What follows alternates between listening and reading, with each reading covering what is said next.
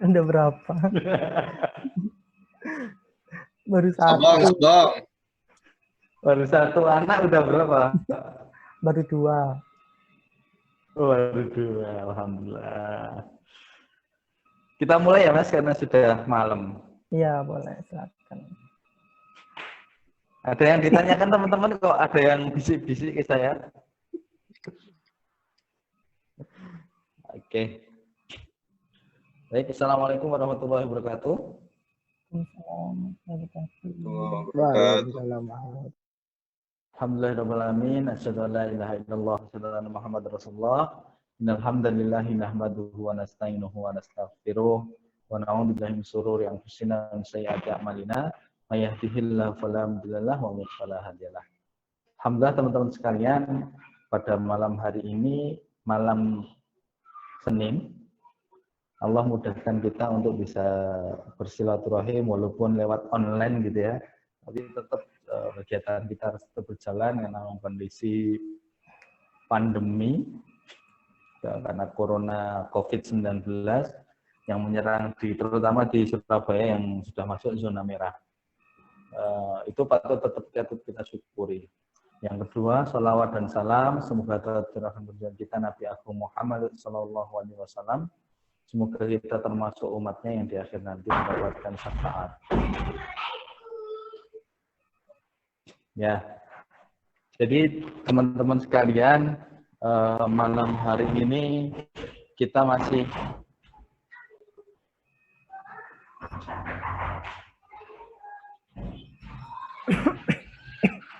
sebentar. Pada malam hari ini, insya Allah kita akan lanjutkan program training dan workshop kita, yaitu tentang materi yang sudah saya share kemarin, tentang leadership terutama, dan nanti insya Allah akan diisi oleh Mas Sony Junianto, kandidat doktor, insya Allah ya Mas, tahun ini ya Masya Allah Mas ya. Amin, amin, insya Allah. Nah, beliau lahir di Situbondo tanggal 26 Juni tahun 1990. Kemudian sekarang kantornya di Fakultas Teknologi Kelautan, Departemen Teknik Kelautan. Kemudian alamat domisilinya di Gang Makam Blok B22, Keputih, Kolilo, Surabaya. Itu nomor HP-nya. SD di S1 Mimbaan, SMP 1 Situbondo, SMA 1 Situbondo. Ini rumahnya Fajar ya. Rumahnya Ada dari Situbondo, tak? Ya, ada namanya Fajar nanti Mas, bisa kenalan. Terus kemudian sekarang lagi program doktor di Teknik Kelautan, jurus mengambil bidang energi laut ya Mas? Iya, energi laut. Dan kalau ditanya tentang prestasi, teman-teman bisa lihat itu luar biasa banyaknya. Sudah pernah ke Korea untuk nonton drama Korea gitu ya? Oh enggak ya Mas? Udah lah, belajar bahasa Korea. Bahasa Korea, sandwich di sana. Kemudian menjadi asisten profesor Ustadz apa? Profesor Mustasar ya? Iya. Insya Allah. Kemudian riwayat pengalamannya luar biasa. Pernah jadi sekretaris Departemen Keilmiahan. Kemudian ada sekretaris umum Himatekla kalau dulu ya. Kemudian Menteri Riset dan Teknologi BUN ITS. Kemudian untuk Wakil Ketua Himpunan Mahasiswa Pasca Sarjana dan sampai Ketua Forsimpas. Kemudian pengalaman usaha juga luar biasa. Jadi insya Allah tidak diragukan secara pengalaman organisasi dan leadership-nya. Insya Allah teman-teman nanti bisa memberikan masukan, terutama untuk masukan ke teman-teman Mas Sony ya. Apalagi anak-anak milenial itu leadership-nya sebenarnya bagus, cuman perlu diarahkan yang seperti apa gitu. Ya, nanti kita sering. Insya Allah kami persilakan untuk Mas Sony untuk memberikan materi pada kesempatan malam hari. Monggo. Oke, langsung. Ya, monggo silakan Mas, langsung aja. Baik, Assalamualaikum warahmatullahi wabarakatuh. Warahmatullahi wabarakatuh. Suara saya dengar jelas ya? Jelas, Mas. Jelas, Mas. Oke. Alhamdulillahirrahmanirrahim bisa join di acaranya teman-teman Kader Surau. Ini dari gabungan dari ITS sama UNER, benar nggak? Kalau infonya dari Iya. Arif. Iya, Mas. Oke. Ya, tadi juga udah dikenalkan sama Mas Arif. Nanti kalau ketemu di jalan atau di mana gitu bisa say hi. Biasa saya dipanggil dengan Tony. Terus tadi asal Situbondo. Tadi ada yang dari Situbondo juga ya katanya ya? Fajar. Udah join anaknya?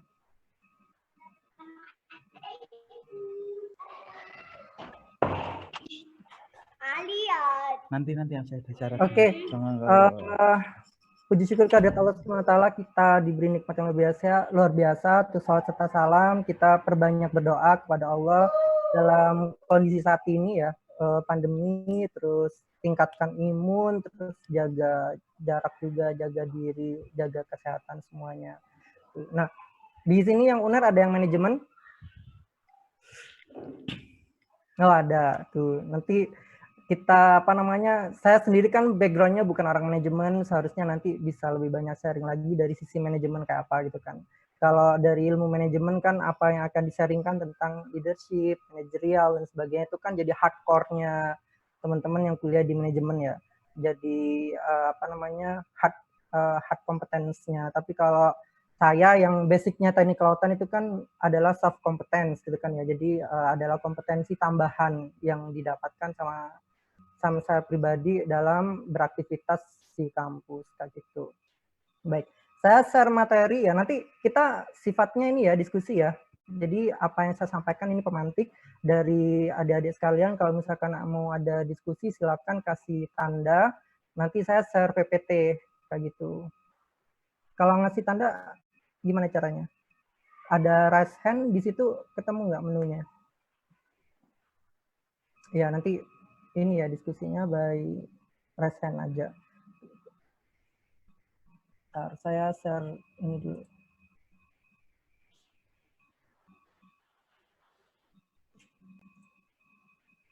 Thank you, terima kasih Mas atas materinya luar biasa. Berarti udah selesai. Loh, tenanan kok. Baik, pada kesempatan ini saya coba sharing tentang ini ya, leading yourself and others. Jadi kita mencoba untuk sharing tentang kepemimpinan, bagaimana memimpin diri sendiri, terus dari memimpin diri sendiri kita bisa memimpin orang-orang sekitar kita, organisasi kita, bahkan tim kita gitu kan ya, baik itu yang ada di kampus, terus ada di asrama kalian atau dimanapun aja kayak gitu. Nah, pada malam hari ini konten yang akan saya bawakan rencananya ada 5 bab lah istilahnya, 5 bab. Ada 5 poin. Yang pertama tentang leadership, born or made. Jadi di sini nanti pada titik penekanan bahwa leadership itu sebenarnya awalnya dari mana gitu kan. Yang kedua adalah self leadership leading to others. Jadi bagaimana kepemimpinan pribadi itu akhirnya bisa menjadi pemimpin orang-orang di sekitarnya. Terus yang ketiga adalah leader or manager. Tentang beda leader sama manager dan nanti posisinya kita itu sebenarnya lebih ke leader atau manager itu nanti bisa kita bahas. Yang keempat adalah organize yourself. Kalau kemarin sih di yang dititipkan sama Mas Arif ke saya itu ada EQ sama EQ gitu kan ya, ada emotional sama adversity. Terus yang kelima organize your things, itu ada performance, ada job sama tim. Jadi nanti kita diskusi tentang bagaimana mengorganize sebuah performa kita dalam sebuah pekerjaan, terus dalam tugas-tugas kita dan dalam tim kita kayak gitu. Oke, kita masuk ke yang pertama ya, leadership born or made. Nah, kita coba diskusi, mungkin ada yang mau berpendapat kira-kira kepemimpinan itu dilahirkan atau dibuat atau diciptakan. Silakan kalau mau ada yang berpendapat. Ini yang keluar di layar kalian PPT kan ya? Oh ya udah. Ya, PPT Mas. Silakan yang ada mau, masukan monggo silakan. Ada yang mau share atau mau menyampaikan, mengutarakan pendapatnya silakan. Saya pengen tahu persepsinya kawan-kawan yang ada di sini. Leadership itu born or made? Dilahirkan atau diciptakan? Kalau menurut kalian lebih condong ke yang mana? Cara angkat tangan gimana, Mas? Cara angkat tangan. Cara angkat tangan gimana ya? Langsung ngomong aja nggak apa-apa. Oh iya, nggak apa-apa, sebut nama aja nanti. Oh iya, coba jawab, Mas. Anas dari KSITS. Menurut saya sendiri, leadership itu sebenarnya adalah dilahirkan dari suatu masalah, yaitu masalah yang ingin diselesaikan atau tujuan yang ingin dicapai. Akhirnya untuk menyelesaikan itu semua atau meraih itu semua, alhasil dari sekelompok orang atau individu itu wajib, atau menurut saya wajib sih, itu untuk ada satu pemimpin yang membantu mengarahkan agar bisa mencapai tujuan atau menyelesaikan masalah tersebut. Oke, Jadi saya lebih prefer leadership itu dilahirkan. Dilahirkan oleh kondisi ya? Iya, betul. Itu nggak sama dengan diciptakan? Lebih awalan dilahirkan berarti ya. Oh ya, lebih milih dilahirkan, tapi lahirnya itu lewat kondisi. Mungkin yang lain?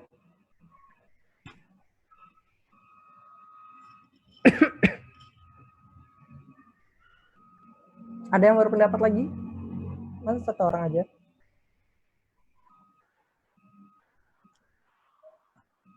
Ayo silakan teman-teman. Yang ketua-ketua ini, ketua UKM.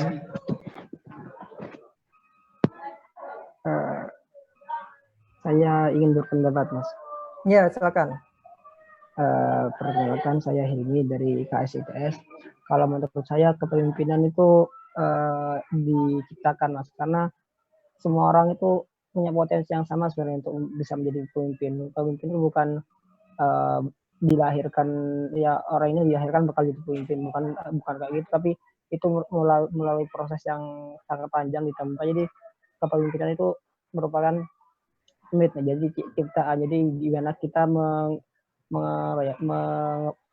menjadikan diri kita sebagai pemimpin. Jadi kayak dilatih terus menerus supaya kita bisa jadi pemimpin. Jadi siapapun bisa menjadi pemimpin, tidak tergantung sama bagaimana dia dilahirkan. Begitu sih menurut saya. Sekian. Oke, berarti pemimpin dilahirkan, berarti diciptakan ya dengan beberapa kondisi tadi. Ada yang mau menyampaikan lagi?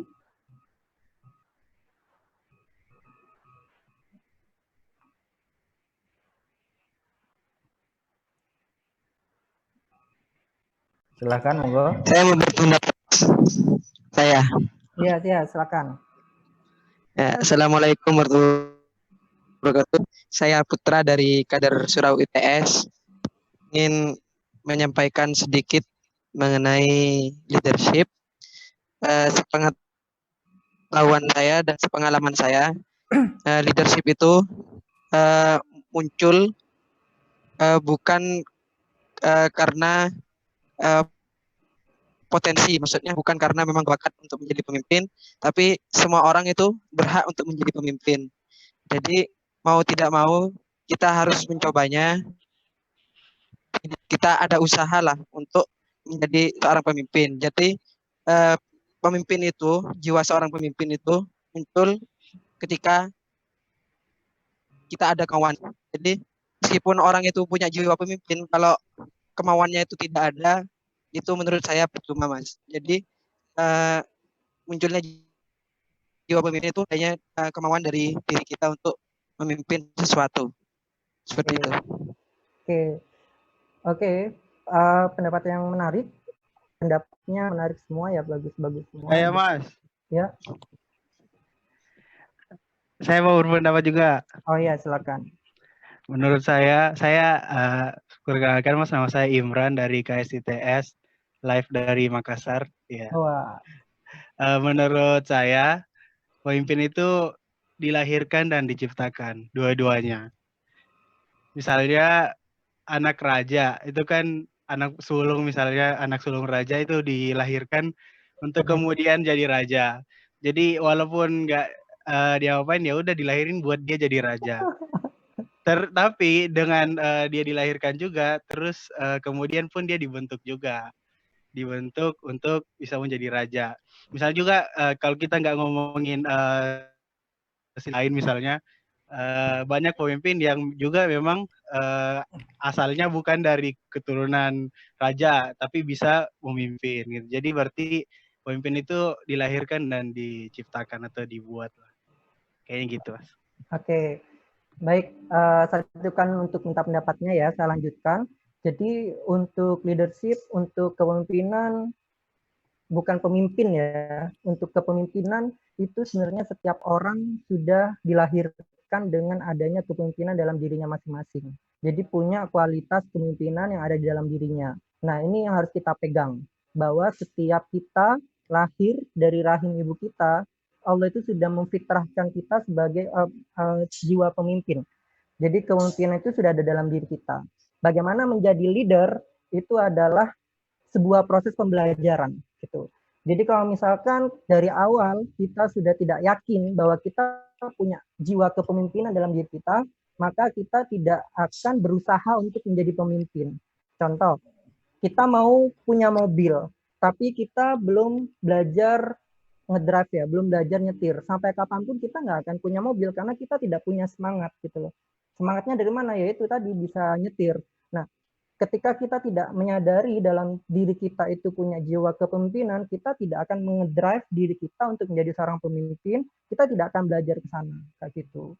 Jadi untuk langkah awal kita harus menyadari bahwa dalam diri kita itu ada jiwa kepemimpinan, sehingga kita punya usaha untuk ngedrive diri kita menjadi pemimpin nantinya. Kita akan berproses, kita akan belajar menempa diri kita mencari training dimanapun, bahkan di KS gini kan di asrama kalian ditempa gitu kan ya, untuk menjadi sosok yang berbeda gitu kan dari orang-orang yang tidak ada di asrama kayak gitu. Nah, pemimpin besar itu ya selalu mengembangkan dirinya, kemampuannya dalam kehidupan, jadi tidak pernah berhenti gitu. Jadi ini definisi leadership itu lahir lalu dibuat untuk mengkreat seorang pemimpin gitu. Jadi pemimpinnya sendiri itu adalah objek personnya, leadership itu kepemimpinan itu adalah karakter sifatnya gitu. Jadi ada dua hal yang harus kita clear definisinya, bahwa kepemimpinan itu ada sejak kita lahir, ditempa, terus kita belajar bersama-sama, kita ngedrive diri kita dengan jiwa itu sehingga kita bisa menjadi pemimpin gitu. Sampai di sini mungkin ada yang mau didiskusikan?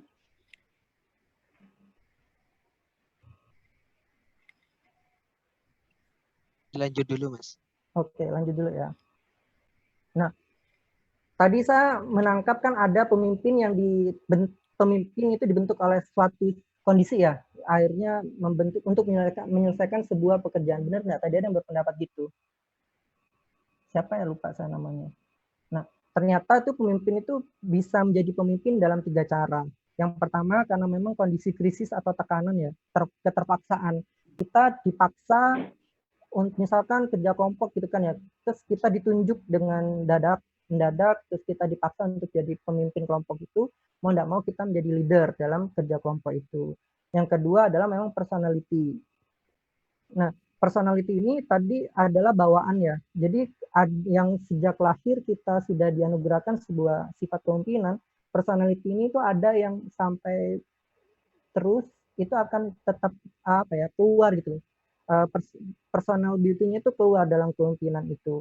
Terus yang ketiga adalah pilihan dengan kesadaran. Kita memilih untuk menjadi seorang leader itu adalah sadar. Saya ingin punya target untuk menjadi pemimpin. Biasanya orang-orang tipe ketiga ini dia yang semangat lewat forum, belajar, banyak baca buku, dan sebagainya. Kalau orang yang pertama, dia biasanya lebih ke sebuah kondisi yang mendadak, tiba-tiba dipilih, dan sebagainya. Yang kedua ini adalah yang let it flow gitu, dengan dia kadang nggak baca atau tidak menyiapkan, tidak ikut training dan sebagainya, orang itu dengan sendirinya akan milih dia karena pembawaannya gitu. Seperti itu. Untuk self leadership ya, untuk kepemimpinan pribadi, faktor kepemimpinan personal itu yang pertama adalah body language. Nah, tadi kalau misalkan saya bilang bahwa yang cara yang kedua untuk menjadi pemimpin itu adalah bawaan, itu kan salah satu faktornya itu adalah body language kita. Bagaimana cara kita berdiri, bagaimana cara kita berinteraksi sama orang, itu akan terlihat bahwa kita itu punya kepemimpinan atau tidak, kayak gitu. Jadi buat teman-teman yang di KS bisa memperbaiki bagaimana kalian berdiri, bagaimana kalian bersikap, bahkan ketika kalian berbicara itu juga harus diperhatikan gitu. Mungkin bisa sering bercermin nanti kira-kira bagaimana cara berdiri yang benar, yang tegap gitu kan. Laki-laki bagaimana dia punya body language seorang pemimpin ketika berbicara. Gitu. Berikutnya adalah kemampuan mempengaruhi. Ini pengaruhnya sama nanti ya di komunikasi, bagaimana kita punya mempengaruhi orang gitu kan ya, bagaimana kita lobbying orang, terus bagaimana kita mengajak orang supaya mereka mau dengan apa yang kita pikirkan kayak gitu. Nah, kemampuan ini harus dimiliki oleh seorang pemimpin gitu. Nah, bagaimana caranya kita bisa mempengaruhi orang?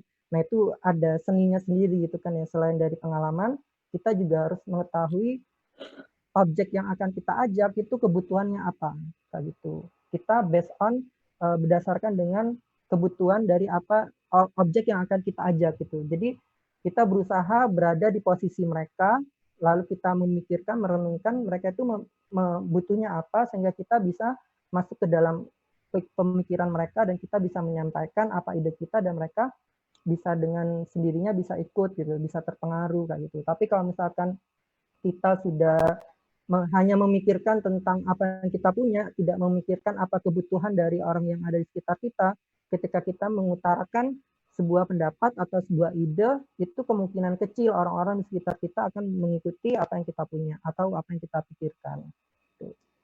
Berikutnya adalah komunikasi. Nah, ada orang yang dia cara language, cara body language dia tegap gitu kan ya, punya kemungkinan terlihat gitu, tapi cara komunikasinya kurang baik tuh. Mungkin bisa kalau misalkan kalian lihat berita, banyak berita gitu kan ya, siaran pers gitu kan, itu akan terlihat kan, misalkan dari bagaimana Pak Presiden, bagaimana menteri-menteri itu bisa kalian cermati bagaimana mereka berkomunikasi. Nah, di situ akan terlihat cara mereka berkomunikasi dan itu penting itu karena setiap apa yang kita sampaikan, seorang pemimpin menyampaikan sesuatu itu akan didengar dan akan direkam dan akan diikuti. Kalau kita sampai salah ngomong, itu bisa menyebabkan hal yang fatal. Berikutnya adalah gaya dalam memimpin. Gaya dalam memimpin ini banyak ya teman-teman ya. Ada yang diktator, ada yang kita mencoba mendengarkan banyak orang, jadi kita berusaha memposisikan diri kita itu sebagai pelayan kayak gitu. Jadi serve ya. Terus misalkan kita lebih melempar isu dulu baru melihat tanggapan dari orang di sekitar kita, bagaimana yang kita tanggapi. Jadi termasuk gaya kita itu berpengaruh dalam mengajak orang intinya. Terus berikutnya adalah sifat personal tentang EQ dan EQ. Nanti ini akan dijelaskan lebih lanjut ya di slide-slide berikutnya. Nah, berikutnya adalah kemampuan dasar pemimpin. Yang pertama harus bisa mengolah diri sendiri. Nah, ini saya mention inisiatif ya. Jadi banyak yang dari kita itu menjadi seorang leader, tapi sedikit yang punya inisiatif. Nah, harapannya ketika kita sudah menjadi leader, ada di puncak kepemimpinan, kita harus punya inisiatif yang lebih tinggi daripada orang-orang yang kita pimpin. Jangan sampai kita pemimpin, tapi inisiatif kita kurang. Nah, ini yang perlu diperhatikan oleh teman-teman semua, bahwa inisiatif itu adalah hal yang penting dalam memimpin. Berikutnya adalah mengelola organisasi. Nah, kemampuan mengelola organisasi ini itu penting. Jadi ketika kita menjadi pemimpin, tapi kita tidak manage organisasi dengan baik, maka organisasi itu juga akan runtuh. Nah, ini nanti ada korelasinya sama manajer. Nanti kita bahas ya. Bagaimana hubungan leader sama manajer itu bisa ada sebuah keterkaitan sehingga apa yang kita jalankan itu punya kesinambungan, terus punya efektivitas dalam menjalankannya. Berikutnya ada kemampuan dasar pemimpin, yaitu pengambilan keputusan. Nah, pengambilan keputusan ini ada satu hal yang penting ya dalam kepemimpinan. Kadang ketika kita dihadapkan dalam sebuah masalah, kita diminta untuk mengambil keputusan, banyak pertimbangan-pertimbangan yang akan masuk kepada kita. Nah, sebagai seorang pemimpin kita harus punya hipotesis awal bahwa kita akan melakukan ini. Jadi kalau misalkan seorang pemimpin tidak punya gambaran awal, lalu terlalu banyak masukan dari pihak-pihak lain, maka kita akan susah dalam mengambil keputusan gitu. Jadi paling tidak pemimpin itu sudah punya keputusan awal, sehingga dengan adanya masukan dari orang-orang sekitar, keputusan itu akan tambah matang kayak gitu. Bukan dari nol kita menyampaikan masalah, akhirnya tidak bisa mengambil keputusan nantinya gitu. Berikutnya ada kemampuan seni berkomunikasi. Nah, dalam prakteknya bahwa kita berorganisasi itu kan tidak sendirian. Ada orang-orang di sekitar kita, maka kita harus bisa berkomunikasi dengan mereka. Kita menggunakan bahasa yang mereka pahami gitu kan. Kalau misalkan kita ngobrol sama orang Makassar gitu, tapi kita ngomongnya bahasa Jawa itu kan nggak klop. Tapi bagaimana kita bisa mengklopkan ini gitu. Jadi harus bisa memahami bagaimana kita berkomunikasi dengan baik dan benar. Berikutnya kita harus punya kemampuan tentang memotivasi anggota tim. Nah, tadi kalau misalkan saya bilang inisiatif seorang pemimpin, yang berikutnya ada pemimpin juga harus bisa memotivasi anggota tim. Nah, artinya apa? Pemimpin itu jangan terlalu lama dalam meratapi kejatuhannya gitu kan ya, kemunduran dan sebagainya. Kenapa? Karena kalau misalkan pemimpin itu terlalu lama dalam sebuah kemunduran, maka anggota tim itu akan hilang. Karena anggota tim itu menunggu peran dari pemimpinnya dalam memotivasi gitu. Jadi harus bisa mengelola emosi ya. Nanti ini ada pembahasannya sendiri bagaimana pengelolaan emosi seorang pemimpin sehingga pemimpinnya tidak berlarut dalam sebuah kejatuhan gitu. Sehingga bisa memotivasi anggota gitu. Lalu membangun kerjasama. Nah, membangun kerjasama ini dibutuhkan tentang kebutuhan dari tim itu ya. Terus kira-kira masing-masing anggota tim itu punya kelebihan apa. Nah, masing-masing kelebihan itu kita klopkan sehingga terjalinlah yang namanya kerjasama antar tim itu.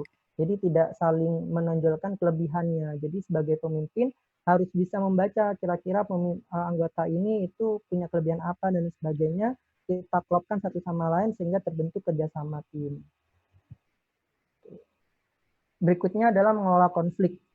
Dalam sebuah organisasi, komunitas, itu jelas pasti ada konflik karena di dalam itu adalah manusia. Nggak mungkin tidak ada konflik kayak gitu. Kalau tidak ada konflik berarti dalamnya robot semua. Jadi kalau yang ketika kita berinteraksi sama manusia itu masalah itu tidak akan pernah berakhir, selalu ada kayak gitu. Nah, bagaimana pemimpin ini bisa mengelola konflik itu harus disesuaikan dengan kondisi. Bahkan pemimpin itu bisa membuat konflik di organisasinya untuk membuat sebuah kemajuan dalam organisasi itu. Gitu. Jadi sebenarnya konflik yang sebenarnya tidak ada, tapi dibuat oleh pemimpin itu jadi ada untuk mengenerate sebuah solusi dari anggota-anggotanya itu bisa terjadi kayak gitu.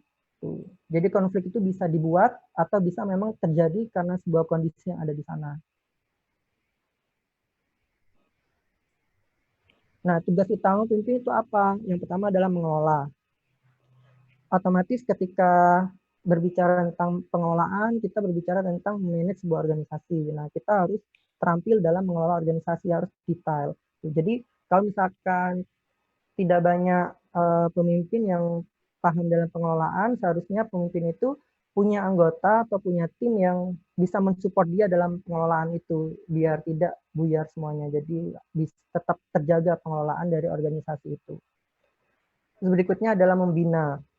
Ketika kita punya anggota ya, kita kan tidak hanya sekedar menyuruh gitu kan ya, menyuruh anggota kita untuk melakukan apa tugasnya gitu kan, tapi kita harus bisa mengangkat anggota kita itu menjadi orang yang punya kualitas lebih baik dari sebelum masuk ke organisasi kita. Nah, tugas pemimpin itu adalah membina ini gitu. Jadi kita harus punya kurikulum. Kira-kira anggota kita, staf kita, atau karyawan-karyawan kita gitu kan yang bekerja ini mau di-upgrade seperti apa gitu supaya mereka punya kemampuan yang meningkat dibandingkan sebelum masuk ke organisasi kita. Gitu. Nah, itu bisa lewat pembinaan, lewat membina ini.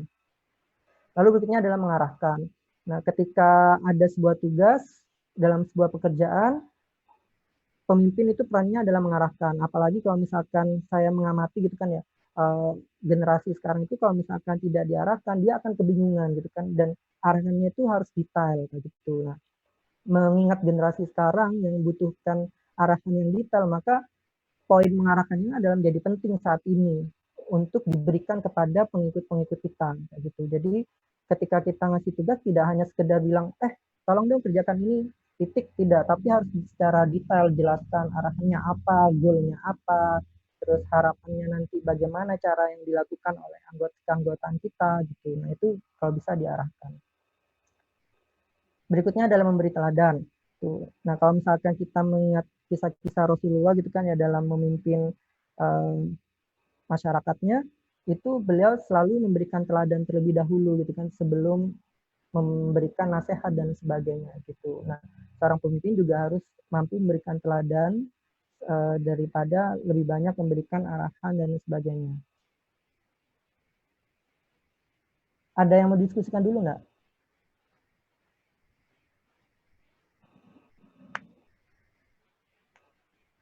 Atau saya lanjut dulu? Mau tanya. Iya, silakan. Kan kalau dari saya sendiri itu kebiasaan kayak kerja sendiri tuh. Jadi apa ya? Kayak ngerjakan sesuatu itu tak kerjakan sendiri tuh. Biasa apa? Nah, gimana caranya biar saya kan sebagai leader juga mengayomi kayak bagi-bagi tugas itu gimana ya? Pekerjaan ini berarti sebenarnya pekerjaan tim, tapi kamu kebiasaannya ngerjakannya diselesaikan sendiri gitu, Kak? Iya. Ya. Pertama, kalau misalkan itu pekerjaan tim, harus dipastikan dulu. Ini nanti ada pembahasan di belakang, tapi nggak apa-apa. Untuk manajemen tugas ya, manajemen pekerjaan. Ketika kita ada sebuah pekerjaan, dipastikan dulu kita beneran butuh tim apa enggak gitu. Kalau misalkan memang butuh tim, kita harus tahu kita butuh berapa orang. Nah, dari orang-orang itu kita harus tahu butuhnya apa, sehingga kita bisa bagi tugas. Tuh. Kita setelah bagi tugas, kita berusaha untuk percaya, lalu kita kasih deadline untuk diselesaikan.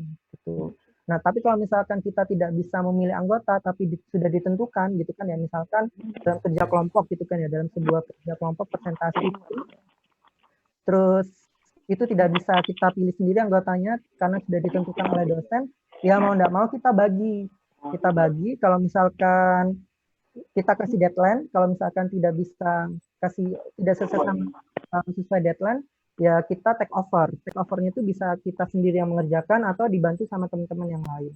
Nah, posisi dari leader ini adalah mengontrol. Jadi tidak langsung nunggu deadline, tapi misalkan di tengah-tengah deadline itu kita tanya progresnya gimana, sudah ada kemajuan apa gitu kan. Nah, kita kan punya persentase sendiri ya. Kalau misalkan kemajuannya kurang dari 50%, ya kita langsung take over aja karena deadline-nya sudah dekat bisa gitu kan. Kalau misalkan progresnya lebih dari 50%, ya kita serahkan aja untuk dilanjutkan. Prinsipnya adalah yang paling pertama itu adalah belief ya, ada rasa percaya sama anggota kita. Kalau misalkan kita sudah hilang rasa ini di awal kali, ya yang akan terjadi seperti apa yang Mas lakukan selama ini. Jadi setiap ada pekerjaan kelompok langsung digarap sendiri. Itu dasarnya karena tadi ketidakpercayaan kita kepada anggota. Tuh. Padahal anggota kita tuh punya kemampuan sendiri gitu. Tinggal kita manfaatkan, kita arahkan tadi kan, kemampuan seorang leader yang saya sampaikan tadi adalah mampu mengarahkan. Nah, kita arahkan dengan baik, kita jelaskan dengan detail, komunikasikan dengan baik, kita serahkan sesuai deadline, kita pantau pekerjaannya gitu. Dicoba aja. Mungkin memang berat sih. Kadang kita mungkin orang yang perfeksionis gitu kan ya, khawatir kalau misalnya digarap sama si A, itu nanti hasilnya tidak sempurna gitu kan. Sehingga nanti bakalan jelek, tidak sesuai dengan harapan kita gitu kan. Nah, disinilah tugas seorang leader sebenarnya. Kalau misalkan ada anggota kita gitu kan ya, dia di mana kualitasnya kita bisa lihat jauh di bawah kita, malah ini kesempatan dia untuk mengupgrade gitu kan. Kita kasih dia amanah, dia kasih tugas, lalu kita lihat hasilnya apa. lalu kita evaluasi, lalu kita kasih masukan untuk mengupgrade kemampuan dia, kayak gitu. Tapi kalau misalkan kita tidak melakukan itu, berarti kita bukan leader di situ. Iya, baik Mas. Ngerti. Makasih. Ada lagi?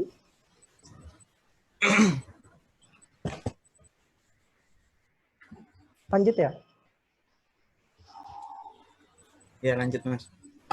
Oke, berikutnya masuk ke leader or manager. Kalau menurut kalian leader sama manager itu sama atau tidak? Atau bagaimana? Atau kalian dalam pribadi kalian lebih condong ke leader atau condong ke manager? Silakan, ada yang mau cerita mungkin? Mencoba menjawab, Mas. Ya, silakan. Saya Anas, KS ITS.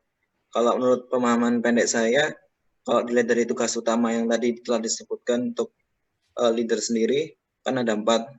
Mengelola, membina, mengarahkan, memberi teladan. Nah, untuk mengelola, membina, dan mengarahkan itu kedua-duanya itu memiliki. Tapi untuk yang terakhir yaitu memberikan teladan, yang memiliki itu leader sendiri, karena manajer itu biasanya tidak turun langsung untuk mengerjakan, tapi sedangkan leader itu biasanya turun juga untuk mengerjakan. Biasanya terjadi kalau di misalnya di suatu project yang mana ada manajernya itu belum tentu turun tangan untuk memberikan contoh atau memberikan bantuan. Biasanya cuma mengarahkan dan mengelola. Begitu, Mas, menurut saya. Oke, ada yang mau menyampaikan lain pendapatnya?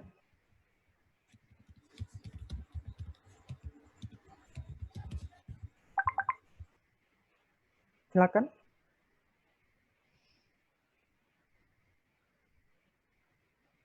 Oh, ini rata-rata angkatan berapa ya kuliahnya? Angkatan 3, Mas. Oh, 17. Sama ya, angkatan semua berarti, tahun ketiga semua. Iya, sama semua. Angkatan 2017 ya. Aktif di kampus semua. Artinya maksudnya di organisasi kampus.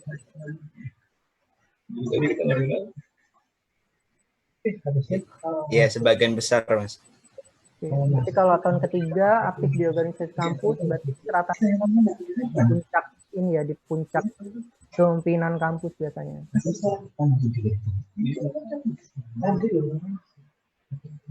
Silakan, mungkin ada yang mau berpendapat, leader sama manajer itu sama atau tidak, dan ketika ditanyakan kepada diri kalian condongnya lebih ke leader atau ke manajer?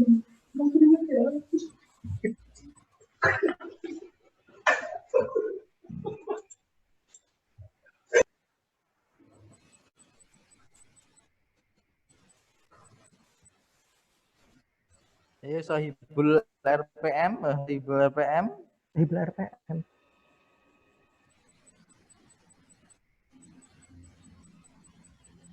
Kalau nggak ada, saya lanjut ya.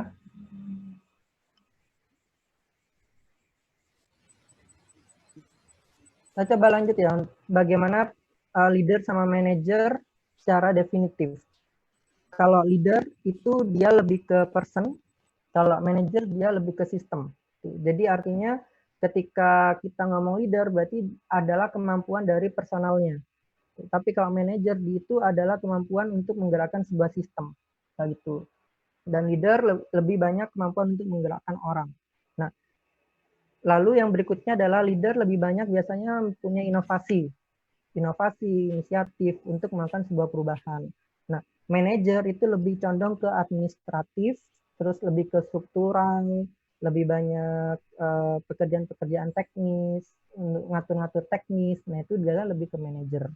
Terus yang terakhir biasanya seorang leader itu fokusnya adalah pengembangan. Jadi lebih visioner gitu kan ya. Jadi ke depan kira-kira organisasi ini akan berubah menjadi apa, terus targetnya apa, itu seorang leader yang mampu untuk membuat itu. Tapi seorang manajer biasanya dia lebih ke penjagaan stabilitas di sebuah sistem itu. Bagaimana misalkan dalam sebuah pekerjaan tadi schedulingnya tetap terjaga, terus tidak amburadul, tidak berantakan. Jadi lebih ke stabilitas dalam sebuah sistem kayak gitu. Ini secara definitif leader dan manajer akan terpisah. Tapi pada kenyataannya ada 4 diagram yang saya temukan. Nah, kira-kira kalian lebih condong yang mana?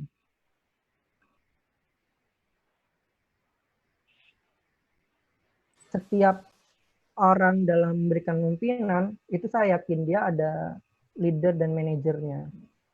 Yang Biasanya kebanyakan kalau di kampus itu yang mana? dipikir jeru. Kalau menurut saya Mas, Yang ini 1, ini 2, ini 3, ini 4.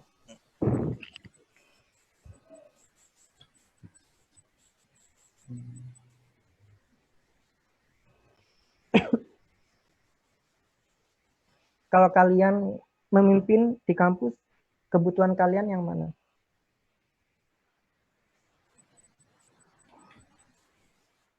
Iya, silakan.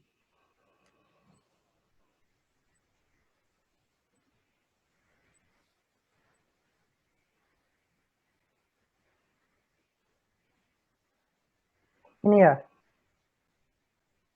di dalamnya manajer.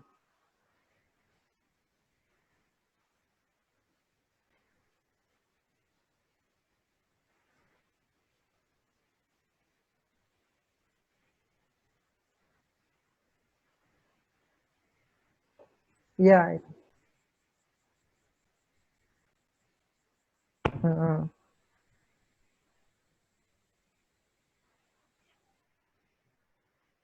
Ya, artinya warna gini seperti itu ya. Jadi kalau yang di luar ini adalah kemampuan dominannya, yang lingkaran kecil di dalamnya itu adalah kemampuan minornya kayak gitu. Jadi kalau yang kuadran 3 ini berarti dominannya di leader, di dalamnya ada sebagian kecil manajer. Yang keempat berarti dia kebalikannya. Tapi yang ini yang kedua ini dia balance ya antara leader dan manajer. Kalau yang yang pertama ini tidak ada kaitan sama sekali antara leader dan manajer.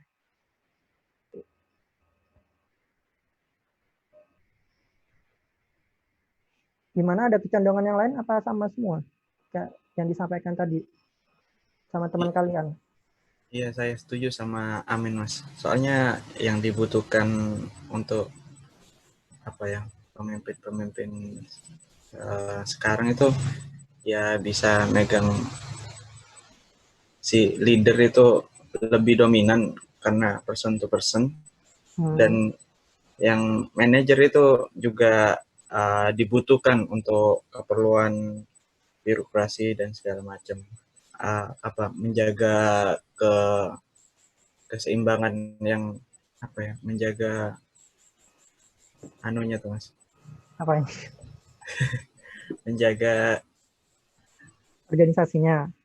ya berjalannya Organisasi. iya. Oke. Ada lagi yang lain mungkin kecondongan lain? Masa 2 asrama sama semua?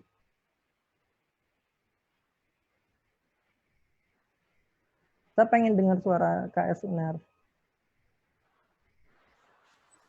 berpendapat. Saya dari UNER Mas. Oh, yang mana tadi? Yang pertama ya? Yang Fajar. Oh, dari UNER. Yang setuju sama pendapat yang awal tadi? Iya. Oke. Jurusan apa di UNER? Saya fisika Mas. Oke. Yang lain mungkin?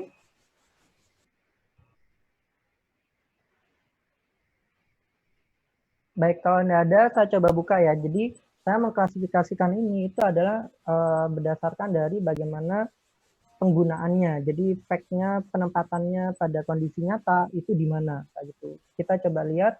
Yang pertama, kalau leader sama manajer ini secara definitif. Secara definitif memang terpisah. Tapi pada pengerjaannya, ini ada yang kedua ini, itu didominan sektor ketiga. Sektor ketiga itu lebih balance antara leader sama manajer karena ini adalah pengerjaan yang non profit, biasa kayak gitu. Jadi leadernya dibutuhkan untuk mengembangkan sebuah pemberdayaan masyarakat, manajernya itu dibutuhkan dalam bagaimana mengkonsep dan menjalankan program-program pemberdayaan masyarakat itu on the track kayak gitu. Jadi kesinambungan antara leader dan manajer itu lebih dominan dibutuhkan di sektor ketiga. Nah, bagaimana dengan yang ketika manajernya lebih banyak dominan daripada leadernya, itu lebih dominannya di sektor privat. Biasanya di perusahaan-perusahaan karena mereka adalah orientasinya adalah profit, jadi mereka lebih punya rasa manajer yang lebih besar dibandingkan rasa leadernya kayak gitu. Karena orientasinya adalah project tadi, adalah timing. Kalau misalkan dia molor dan sebagainya, maka profitnya juga akan hilang, loss-nya akan banyak. Gitu.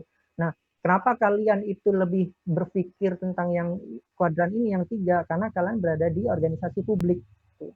Karena kalian ada di himpunan, terus ada di BEM, ada di UKM, ada organisasi-organisasi mahasiswa yang ada di kampus, itu lebih ke pelayanan, lebih ke publik gitu. Makanya kalian berpikirnya saya adalah seorang leader yang melayani orang, tapi juga harus punya kemampuan yang sistematis kayak gitu. Nah, itulah kenapa kalian lebih berpikir diagram yang ini yang cocok dengan kepemimpinan kalian, karena kalian berada di organisasi publik gitu. Tapi kalau misalkan organisasi publik yang dominan itu adalah manajernya, nah ini bisa bahaya karena orientasinya lebih ke profit, bukan kesejahteraan masyarakat yang kita pimpin gitu. Jadi penempatan-penempatan dalam sektor kita bekerja itu mempengaruhi porsi bagaimana kita memposisikan diri sebagai seorang leader atau manajer.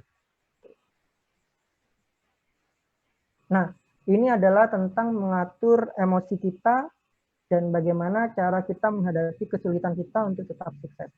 Ada 5 wilayah tentang kecerdasan emosi ya. Yang pertama adalah mengenali emosi diri. Kita harus bisa mengenali emosi diri. Nah, bagaimana cara mengenali emosi diri? Kita harus mengenal diri kita. Siapa sih diri kita? Kita ketika uncontrol, tidak bisa terkontrol emosi kita itu dalam kondisi apa? Dalam suasana apa? Nah, kita harus memahami itu. Kalian bagaimana caranya bisa setiap mau tidur, misalnya kita yang mau tidur, kalian merenungkan kira-kira kalian sudah melakukan apa seharian ini, kapan kalian memuncak emosinya, kapan kalian slow, kapan kalian flat, kayak gitu, itu kalian lihat sendiri untuk kondisi-kondisi itu. Yang kedua adalah mengelola emosi. Mengelola emosi itu artinya kapan kita mau mengendalikan emosi ini ketika dalam kondisi yang membuat itu memuncak emosinya gitu. Nah, kita harus mampu mengelola ini. Yang ketiga adalah memotivasi diri. Nah, ini adalah hal yang penting dalam kecerdasan emosi seorang pemimpin. Ketika seorang pemimpin itu gampang down, terus gampang meng-underestimate dirinya sendiri, dia tidak punya motivasi, maka dia tidak akan mampu memotivasi orang-orang yang ada di sekitarnya. Maka yang harus dimiliki oleh seorang pemimpin itu adalah kemampuan untuk memotivasi diri, membangkitkan dirinya sendiri ketika dia sedang dalam keterpurukan gitu. Jadi seorang pemimpin itu jangan terlalu banyak berharap ada orang yang akan memotivasinya, tapi dia sudah harus clear dengan dirinya sendiri. Dia harus bisa memotivasi dirinya sendiri, setelah itu baru mengangkat orang-orang yang lain di sekitarnya. Tapi kalau misalkan kita masih mengharapkan orang lain memotivasi kita, berarti kita masih belum siap untuk menjadi seorang leader yang sejati. Yang berikutnya adalah mengenali emosi orang lain. Ketika kita berinteraksi sama orang-orang sekitar kita, kita harus tahu si A ini ketika apa dia beremosi, ketika apa dia suka, ketika apa dia tertawa, ketika apa dia senang. Nah, kita harus tahu itu supaya kita bisa memastikan bagaimana cara berinteraksi sama dia.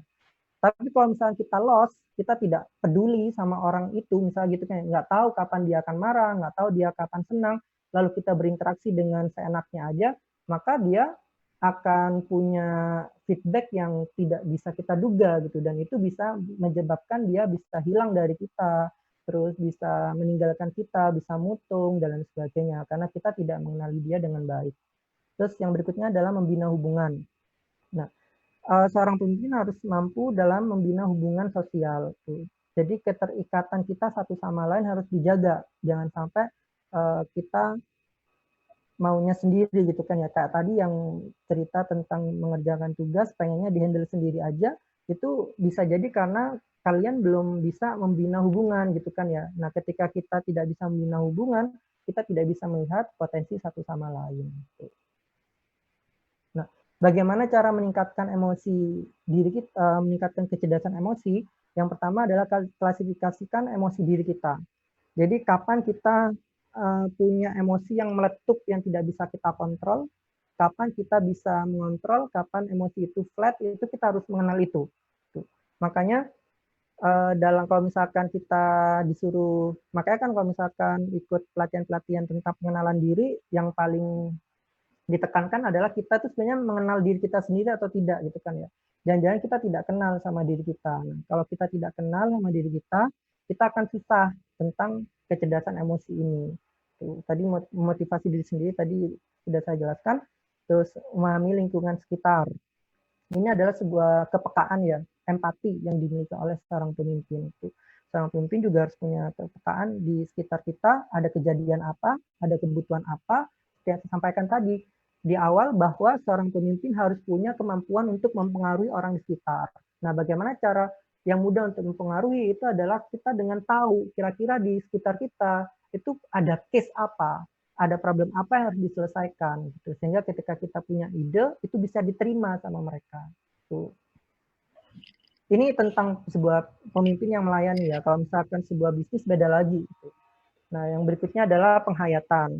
Nah, menghayati pekerjaan kita itu sebuah upaya untuk meredam emosi yang meletup-letup kayak gitu. Jadi kalau misalkan kita suka sama sebuah pekerjaan, ketika kita ada di kondisi yang di kondisi terpuruk atau kondisi yang meletup-letup, tapi dengan mengingat passion kita di sebuah pekerjaan itu bisa meredam kayak gitu. Nah, bagaimana pemimpin yang ber-EQ baik dengan kemampuan kecerdasan yang baik? Yang pertama, dia mampu menyadarkan diri sendiri. Jadi kita mampu bisa membedakan ini salah, ini benar, bahwa kapan kita bisa menahan emosi kita, kapan kita tidak boleh meletupkan, kapan kita harus santai, kapan kita harus tenang, kapan kita harus tegas, kayak gitu. Nah, itu ada di kemampuan kecerdasan emosi ini. Terus yang berikutnya adalah mampu mengendalikan diri. Kalau misalkan seorang pemimpin itu gampangnya ngegas gitu kan ya, terus atau dia generasi sumbu pendek gitu kan, dikit-dikit marah, maka pengikut kita itu akan merasa risih sama kita. Berarti kita telah gagal menjadi pemimpin. Yang ketiga adalah memiliki kepekaan terhadap orang lain. Itu yang saya sampaikan tadi ya tentang kepekaan. Jadi mau generasi berapapun, mau generasi dari awal 90-an, 2000-an, 2010-an ke atas kayak gitu, kepekaan ini harus dimiliki oleh masing-masing leader. Jadi tidak ada ceritanya leader dari generasi A, generasi B, generasi C, kepekaan itu hanya memilih generasi tersebut. Tidak ada ceritanya seperti itu. Berikutnya adalah memiliki keterampilan sosial. Nah, ketika kita punya keterampilan sosial ini adalah sebuah upaya kita untuk membangun hubungan dengan masyarakat. Dan berikutnya adalah membangun teamwork. Tadi sempat disinggung juga diceritakan yang masalah pekerjaan yang digarap sendiri, itu berarti teamworknya belum kebangun kayak gitu. Teamwork belum kebangun artinya belum ada rasa percaya, berarti kita masih emosional kayak gitu. Emosional itu artinya bukan marah juga, bukan, tapi lebih mengikuti nafsu kita gitu, nafsu untuk entah menunjukkan bahwa kita mampu dan sebagainya kayak gitu. Nah, dengan kita bisa punya kecerdasan emosi, kita bisa membangun teamwork itu karena kita bisa mengendalikan nafsu kita tadi. Yang terakhir adalah membangun komunikasi yang terbuka dan jujur dengan orang-orang di sekitar kita. Nah, berikutnya ini yang paling penting adalah adversity question ya. Ini adalah kecerdasan kemampuan untuk bertahan di setiap halangan atau rintangan. Nah, setiap dalam sebuah kepemimpinan, pemimpin itu pasti akan dihadapkan dengan masalah-masalahnya. Nah, pemimpin-pemimpin itu punya cara bagaimana dia menghadapi permasalahannya. Apakah dia akan menghadapi, ataukah dia akan menghindar, dan lain sebagainya. Gitu. Nah, ada beberapa kriteria seorang leader gitu kan ya. Yang pertama adalah the quitter. The quitter ini adalah seorang leader yang ketika dihadapkan sama permasalahan, dia pergi, dia kabur, dia lebih memilih untuk tidak mengambil resiko kayak gitu. Dia lebih memilih untuk berdiam diri. Nah, ini istilahnya the quitter. Ini yang pertama. Terus yang kedua adalah seorang pemimpin yang the camper. The camper itu adalah pemimpin yang dia berusaha untuk mencapai sesuatu, untuk untuk menyelesaikan permasalahannya mengatasi kesulitannya. Tapi begitu sukses, dia berhenti di situ. Tuh. Begitu dia merasakan kesuksesan, dia merasa nyaman di sana. Sehingga dia tidak mau melakukan sebuah hal lagi yang jauh lebih beresiko, di mana hal itu bisa jadi untuk menambah kesuksesannya. Kayak gitu. Nah, the camper itu cukup berhenti ketika dia merasa nyaman, ya udah selesai. Tidak melanjutkan sebuah perjalanan untuk mencapai kesuksesan berikutnya.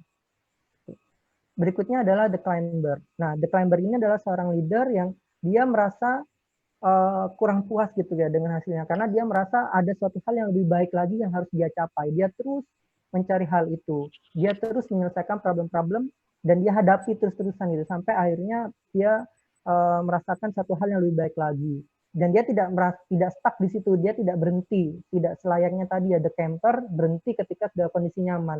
Tapi the climber ini beda. Dia ketika ada problem dia akan terus dihadapi sampai akhirnya jadi akhirnya sih berarti dia terus berhadapan dengan problem-problemnya dia dan dia berusaha untuk menuntaskannya gitu, tidak meninggalkannya. Nah, ini adalah 3 tipe pemimpin dengan kemampuan menyelesaikan permasalahannya. Nah, kalian tipe yang mana? Nah, itu silakan direnungkan. Apakah selama ini ketika ada problem kalian lebih banyak mutung, menghindar? Apakah diselesaikan ketika puas?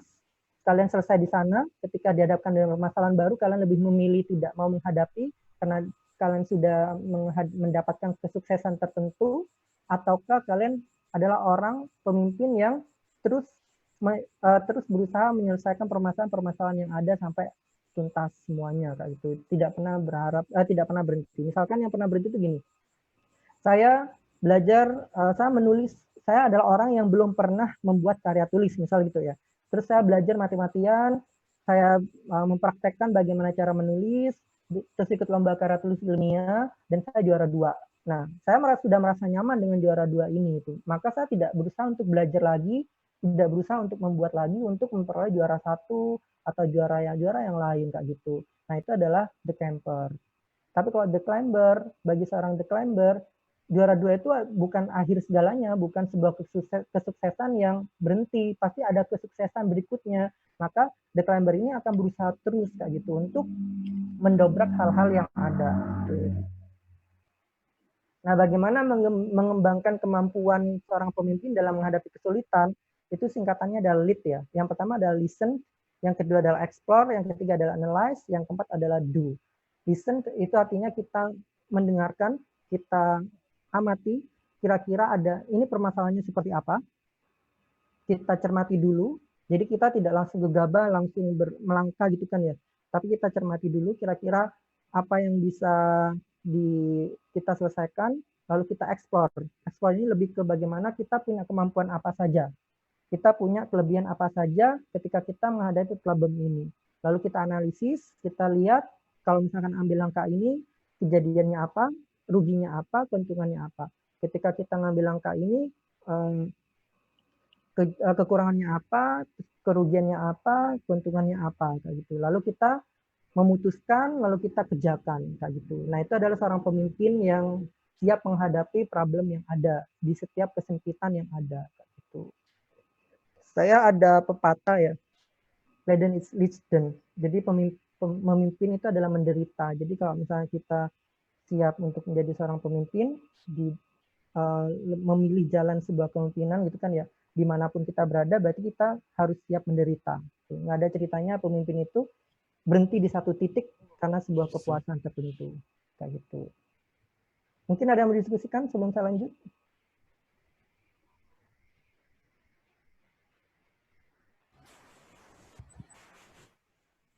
Ya.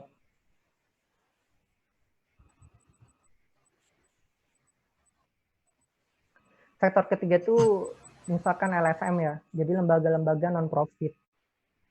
Yayasan, itu juga masuk sektor ketiga. Iya, silakan.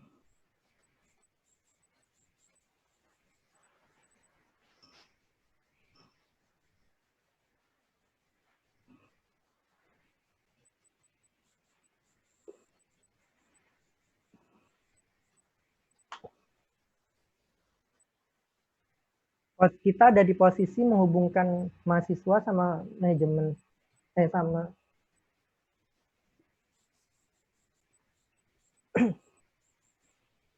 ketiganya itu mahasiswa, birokrasi, masyarakat.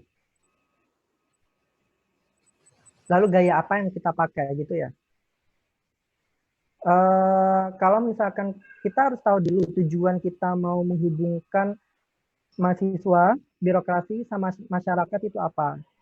Baru kita bisa memutuskan gaya apa yang bisa kita pakai. Apakah kita lebih banyak ke pelayanan, ke leadership-nya, atau lebih ke banyak pengaturan di manajernya kayak gitu. Apakah nanti ketika menghadapi masyarakat kita lebih soft atau lebih hard, lebih keras gitu kan ya. Misalkan kita dalam sosialisasi tentang corona, ada masyarakat yang bandel, kita kerjasama sama birokrasi untuk bekerja bagi-bagikan disinfektan misalnya gitu ya, tapi bandel, maka kita tidak bisa menggunakan gaya yang lembut, tapi kita mencoba untuk sedikit keras gitu, karena ada virus yang berbahaya gitu. Jadi kita sesuaikan dengan program apa yang akan kita create bersama ini gitu. Karena gaya kepemimpinan itu bukan sebuah gaya yang adalah sebuah yang stuck di situ aja, tapi harus dinamis. Kita harus punya penyesuaian kepada siapa kita melayani, kepada siapa kita bekerja ya, kepada siapa kita memberikan sebuah arahan kayak gitu. Masa tadi bilang kita harus tahu orang-orang yang kita pimpin, kita kenali mereka. Jangan sampai secara basic kita punya gaya yang diktator misalnya gitu ya, tapi orang-orang kita pimpin bukan orang-orang yang bisa menerima gaya kepemimpinan diktator, maka kita tidak bisa menerapkan diktator itu kepada masyarakat kita. Jadi gaya kepemimpinan itu harus dinamis.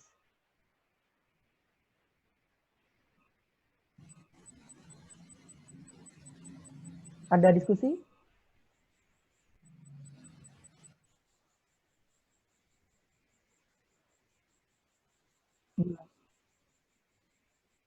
Boleh, boleh.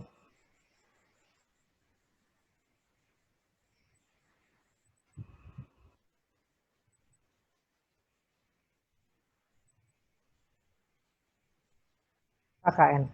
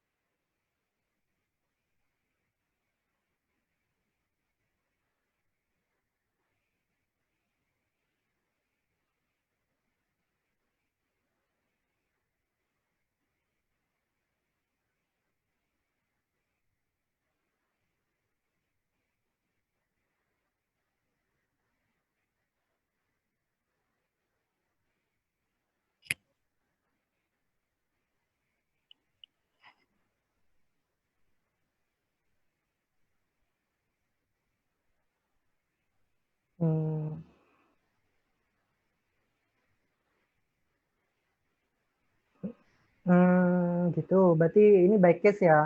Kalau misalkan case-nya adalah KKN, sebenarnya gini.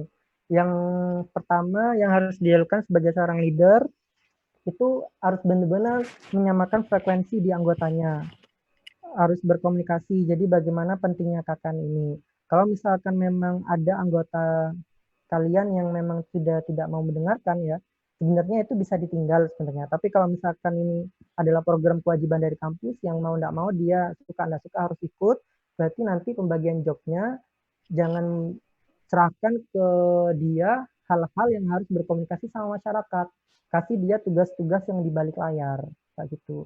Jadi kita harus tahu dia suka apa enggaknya itu. Kalau misalkan dia suka, ya udah kita kasih kesempatan dia berinteraksi sama masyarakat.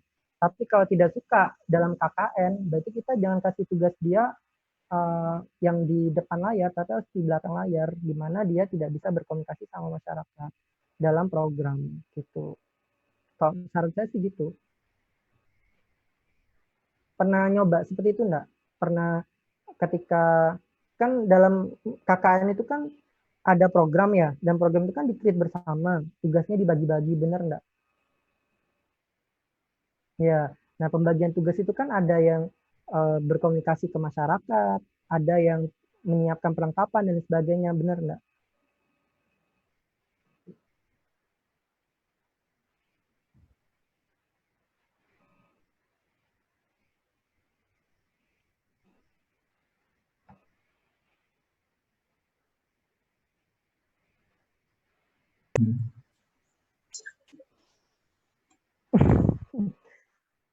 Ya, pembagian kelompok dari kampus ya.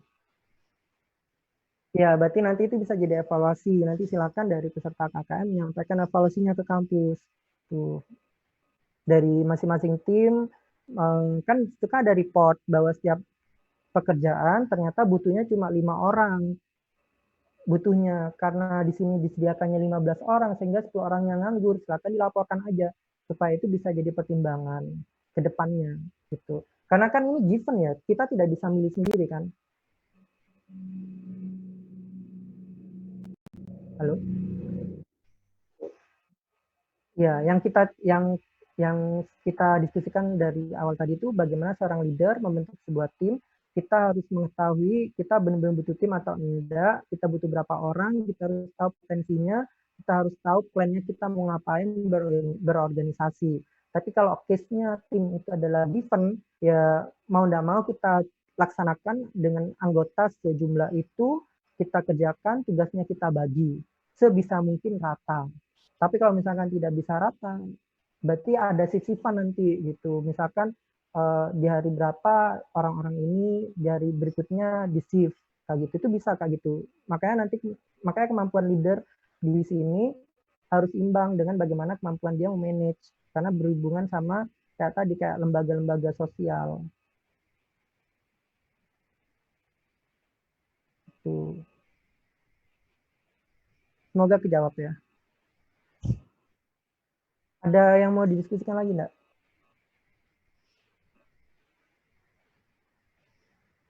Saya lanjut dulu ya.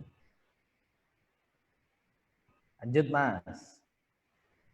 Oke, ini mungkin yang terakhir ya, tentang tema organize your teams, performance, job, and team. Nah, yang pertama untuk mengorganisasi performa dalam sebuah pelaksanaan tim, harus bisa mendeskripsikan tujuannya. Jadi tujuannya tim ini itu apa? Kayak tadi kan misalkan KKN kan tujuannya KKN ya, tapi sayangnya jumlah timnya itu given gitu, tidak bisa kita tentukan kayak gitu. Karena ketika kita sudah menentukan tujuan kita membentuk sebuah komunitas, organisasi atau perkumpulan, berikutnya adalah menghitung kira-kira jumlah anggotanya itu berapa yang dibutuhkan kayak gitu. Supaya performa dari grup ini itu efektif dan efisien. Nah, ketika kita sudah menentukan anggota, baru kita lakukan training, coaching, dan kita lihat feedbacknya dari mereka apa kayak gitu. Jadi kita tahu kan nih, kita dalam sebuah komunitas ini punya tujuan apa, sehingga kita bisa melakukan capacity building-nya dari anggota-anggota kita. Trainingnya kita bisa nentukan, terus coaching-nya kita bisa nentukan gitu. Kalau misalkan dulu pengalaman saya di himpunan, saya di Sekum ya, Sekum itu kalau sekarang kan wakil ketua himpunan ya namanya. Urusan saya yang pertama itu adalah tentang internal. Nah, saya membuat kurikulum kaderisasi staff. Jadi staff itu ketika kita rekrut, kita ambil, dia kan punya motivasi awal. Nah, motivasi awal itu kita jadikan bahan untuk memberikan dia training kayak gitu supaya dia tetap punya perform yang bagus di organisasi kita kayak gitu. Karena dia ikut organisasi kita kan ada kepentingan. Nah, kita coba layani kepentingannya itu dengan mengadakan training, mengadakan coaching, dengan mengadakan upgrading dan sebagainya gitu. Jadi kita susun dalam 1 tahun programnya apa aja, materinya apa aja yang mau diberikan, itu bisa berdasarkan dengan motivasi-motivasi staff yang ketika kita rekrut, bisa berdasarkan dengan nilai-nilai kepengurusan kayak gitu. Nah, itu yang pengalaman saya ketika di himpunan ya, bagaimana membuat team building strategi tadi itu, membuat sebuah desain kurikulum kaderisasi staff selama 1 tahun. Berikutnya adalah tentang bagaimana mengorganize tugas kita. Masing-masing tugas itu punya target. Nah, kita harus menentukan targetnya. Kayak tadi yang di awal cerita tentang ketika ada tugas digarap sendiri, itu bisa jadi karena dia belum bisa mendefinisikan targetnya apa aja dalam menyelesaikan. Yang penting ada tugas, saya kerjakan, selesai. Tapi kalau misalkan kita punya tugas, sebuah pekerjaan, kita definisikan targetnya, baru itu di situ akan ketahuan. Kira-kira ini target ini harus diselesaikan sama si siapa. Target ini diselesaikan sama si siapa, kayak gitu. Ketika kita sudah mendefinisikan target, kita bisa cek progresnya. Kita progres 1, progres 2, kita lihat kira-kira dia selesai atau tidak gitu. Nah, dengan seperti itu kita bisa mengevaluasi lewat meeting, kayak gitu, bisa kontrol lewat meeting, kira-kira bisa diputuskan akan di take over sama anggota lain atau kita garap atau kita lanjutkan garapannya, kayak gitu. Nah, itu leader harus punya kemampuan memanage itu. Berikutnya adalah tentang bagaimana mengelola tim ya, mengorganize sebuah tim. Yang pertama yang saya sampaikan tadi, kalau kita pengen membentuk tim, kita harus benar-benar menanyakan pada diri kita sebagai seorang leader. Benar nggak sih kita butuhkan tim? Kayak gitu. Jangan-jangan nggak butuh gitu kan. Ketika kita sudah bisa menjawab ini, kita butuh tim, baru kita pilih kira-kira berapa orang. Nah, setelah kebentuk kita harus tahu masing-masing orang itu punya kekuatan apa, dia punya ability apa, kayak gitu, dia punya kelebihan apa, sehingga kita bisa mendefinisikan masing-masing orang. Gitu. Karena setiap orang ketika kita membentuk itu punya performa yang beda-beda. Nah, ini masuk ke poin ketiga ya, get the team together. Get the team together. Nah, ini ada forming, ada storming, norming, ada performing. Ini apa? Forming ini adalah orang yang ketika masuk ke organisasi kita, dia perlu dibentuk. Makanya namanya forming ya. Jadi benar-benar kosong. Kayak gitu. Dia benar-benar kosongan, tapi pengen punya pengalaman dalam ikut organisasi, maka kita harus membentuk dia. Nah, berikutnya adalah storming. Storming ini sebenarnya dia punya kemampuan masuk ke organisasi kita, tapi butuh pemantik gitu supaya kemampuannya itu keluar. Gitu. Bisa coaching, bisa pertanyaan-pertanyaan sehingga kemampuan dia bisa keluar. Gitu. Kalau norming ini adalah orang yang memang sudah punya kemampuan, tapi standar secara normal dia akan jalan ketika dikasih tugas ya udah akan jalan gitu tapi nggak perfect amat pekerjaannya. Yang berikutnya adalah performing, ini adalah anggota yang masuk ke dalam organisasi yang benar-benar punya perform yang bagus, dia selalu menunjukkan hasil yang positif. Nah, kita harus bisa mendefinisikan itu terhadap anggota-anggota kita, mana yang butuh forming, mana yang butuh storming, mana yang butuh norming, mana yang butuh performing, kayak gitu.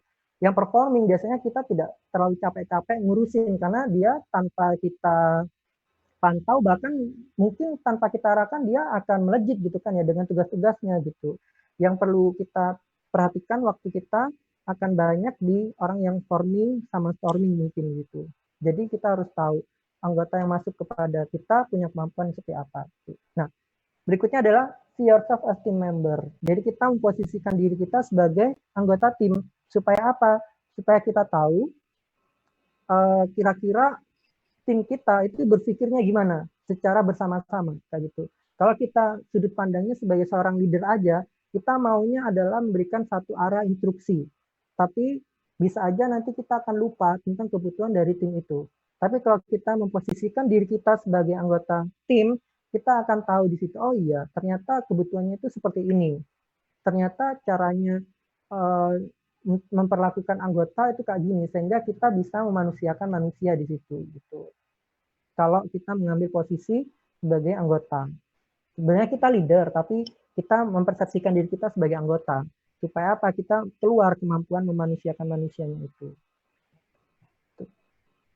Mungkin itu yang bisa saya sharing ya, kalau misalkan mau mencoba simulasi, kalian kalau misalkan ada laptop atau HP yang bisa diketik ya, nanti silakan saya punya case, kalau misalkan dalam sebuah organisasi kalian, silakan kalian nanti mendefinisikan tugasnya apa, tapi ternyata anggota kalian itu adalah anggota-anggota yang pasif.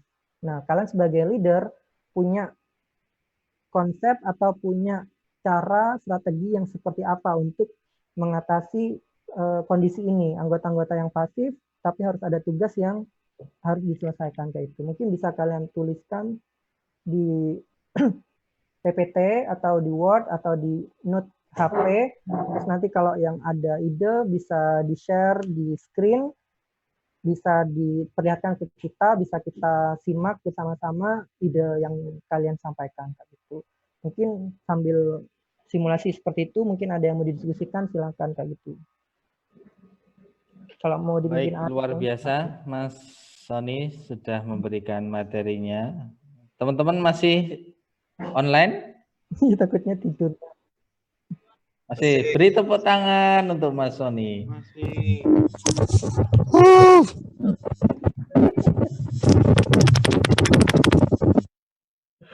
Baik, teman-teman, alhamdulillah tadi sudah disampaikan tentang materi ada 5 subbab. Ya, mungkin saya tanyakan yang subbab yang pertama dulu. Masih ingat teman-teman? Lupa. Tentang definisi. Ya. Oke, luar biasa, amin. Yang bisa jawab boleh pulang duluan. Oke. Enggak Mas ini. Oke, sambil nunggu pertanyaan ya. Mungkin pertanyaan dari saya yang tadi mungkin bisa teman-teman jawab gitu ya. Bagaimana sih pemimpin itu menjadi pemimpin? Nah, saya akan milih orangnya dulu. Pimpin. Ini kuis. Bagaimana pemimpin itu bisa jadi pemimpin? Tadi Mas Sony sudah menjelaskan itu. Oke. Waduh. Mukanya kelihatan bingung itu yang kita tanya aja. Oke. Silakan.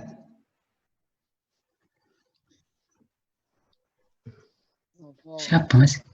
Rizky Hamdan.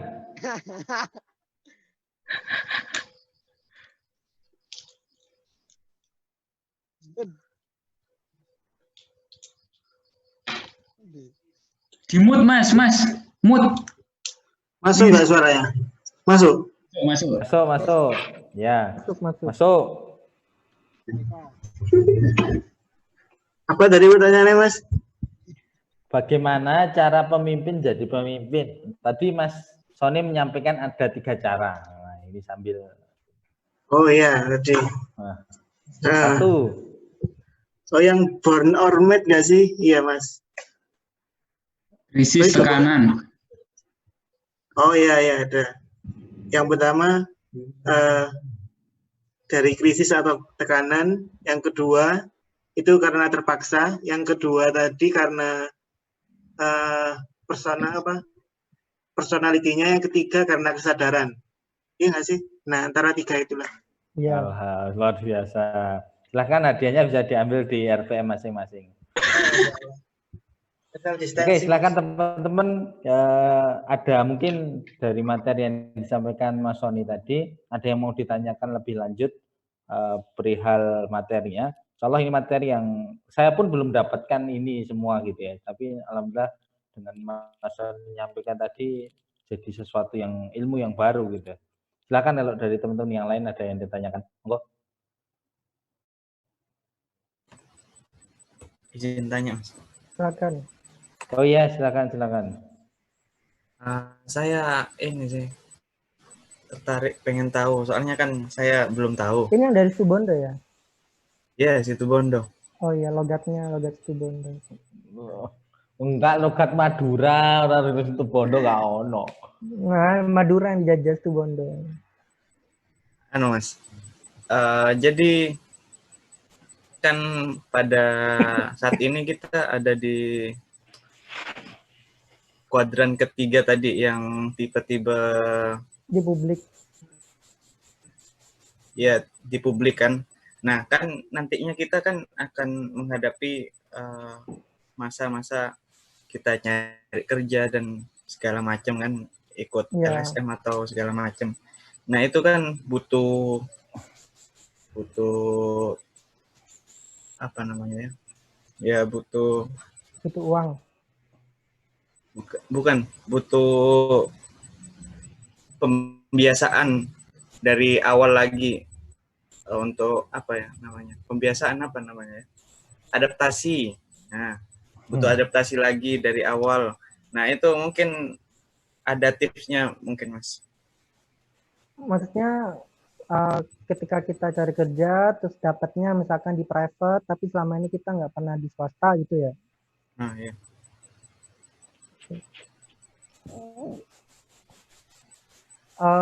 Adaptasinya, nah kan kalau misalkan kita pertama kali masuk kan kita tidak menjadi leader langsung kan, Iya. tapi kita menjadi follower dulu. Nah proses kita menjadi follower itulah adalah tahapan kita melihat gaya-gaya kepemimpinan dalam organisasi kita, kayak gitu. Jadi kalau misalkan kita sudah memutuskan pengen jadi PNS misal gitu kan ya, otomatis kan kita tidak langsung menjadi koordinator atau kepala subnya langsung gitu kan, tapi dari menjadi bawahan dulu. Nah, kita bisa mengamati kira-kira pimpinan-pimpinan kita, pemimpin-pemimpin kita itu bagaimana membawakan organisasi ini, kayak gitu. Nah, kita bisa mengamati itu. Ketika kita masuk ke perusahaan, juga kita bisa mengamati. Nanti ketika kita diangkat jadi manajer, kita diangkat menjadi koordinator project, nah kita bisa menerapkan gaya-gaya yang ada di perusahaan itu. Tuh, ya, perlu diingat setiap organisasi, setiap perusahaan, setiap institusi itu punya budaya masing-masing. Kita tidak bisa menyamakan juga gitu. Jadi memang harus adaptasi ketika kita masuk ya. Itulah proses adaptasi kita, mengamati, terus mempelajari. Ketika kita dikasih kesempatan menjadi pemimpin, kita menerapkan itu sesuai dengan budaya organisasi itu. Tuh. Makanya kan kalau misalkan kita memang niat menjadi leader di pemimpin itu, seperti yang poin ketiga tadi, kondisi 3, kita akan belajar bagaimana menjadi leader di organisasi itu. Gitu. Tapi kalau misalnya kita tidak niat, tiba-tiba ditunjuk jadi kepala project, ya mau tidak mau kita memimpin gitu kan. Gayanya gimana? Dia akan keluar secara otodidak karena tadi keterpaksaan tadi gitu. Berarti by proses saja ya, ikuti prosesnya. Iya, ya. Ya, enggak ngikuti juga, tapi mengamati tadi yang paling penting. Kalau kita ngikuti tapi nggak mengamati, ketika kita dikasih kesempatan, ya kita akan lost juga akhirnya. Paling penting tadi itu tadi, mengamati sekitar kita. Bagaimana cara bekerjanya.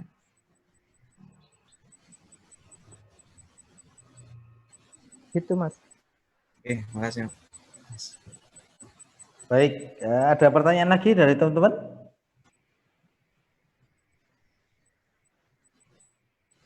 Oh, belum ada ya, sambil mikirin pertanyaan yang kedua.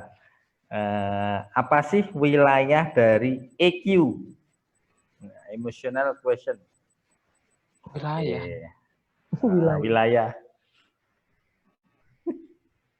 Wilayah Jombang, Tulungagung, gitu. Wah, Ayo, Yuski, silakan Yus. Siap, Yus.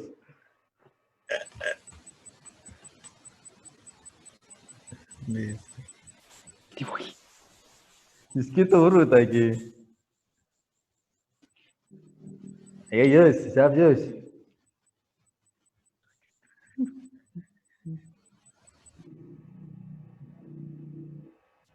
waduh.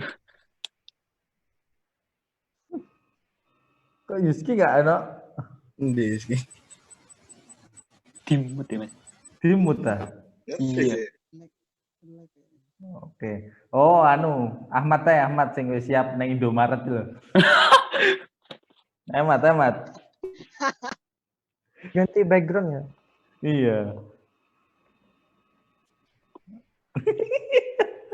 Alasannya ibu itu turu ya apa mah? Pelan-pelan, Mat. Krungu. Mas? Ya. Mas tuh. Oh ya, Yuski, silakan Yuski. Tadi, nggak denger jadi. Itu wilayahnya itu ada 5 kalau nggak salah ya, Mas. Ya, benar. Itu emosi. Terus yang kedua itu mengelola emosi. Yang ketiga itu ada memotivasi. Ya kalau nggak salah itu udah motivasi. Yang keempat itu membina kalau nggak salah. Bina apa itu? Yang kelima itu mengenali. Gimana? Yang terakhir apa? Yang kelima itu emosi orang lain. Emosi orang lain. Mengenal emosi orang lain. Mengenal emosi orang. Oke. Kalau membina apa? Membina rumah Rumah tangga. tangga.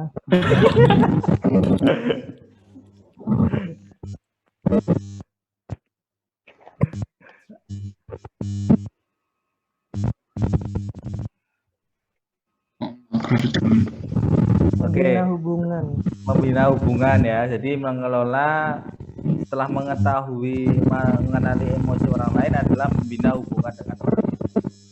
Oke, silakan kalau ada yang ditanyakan Mas Sony masih di sini.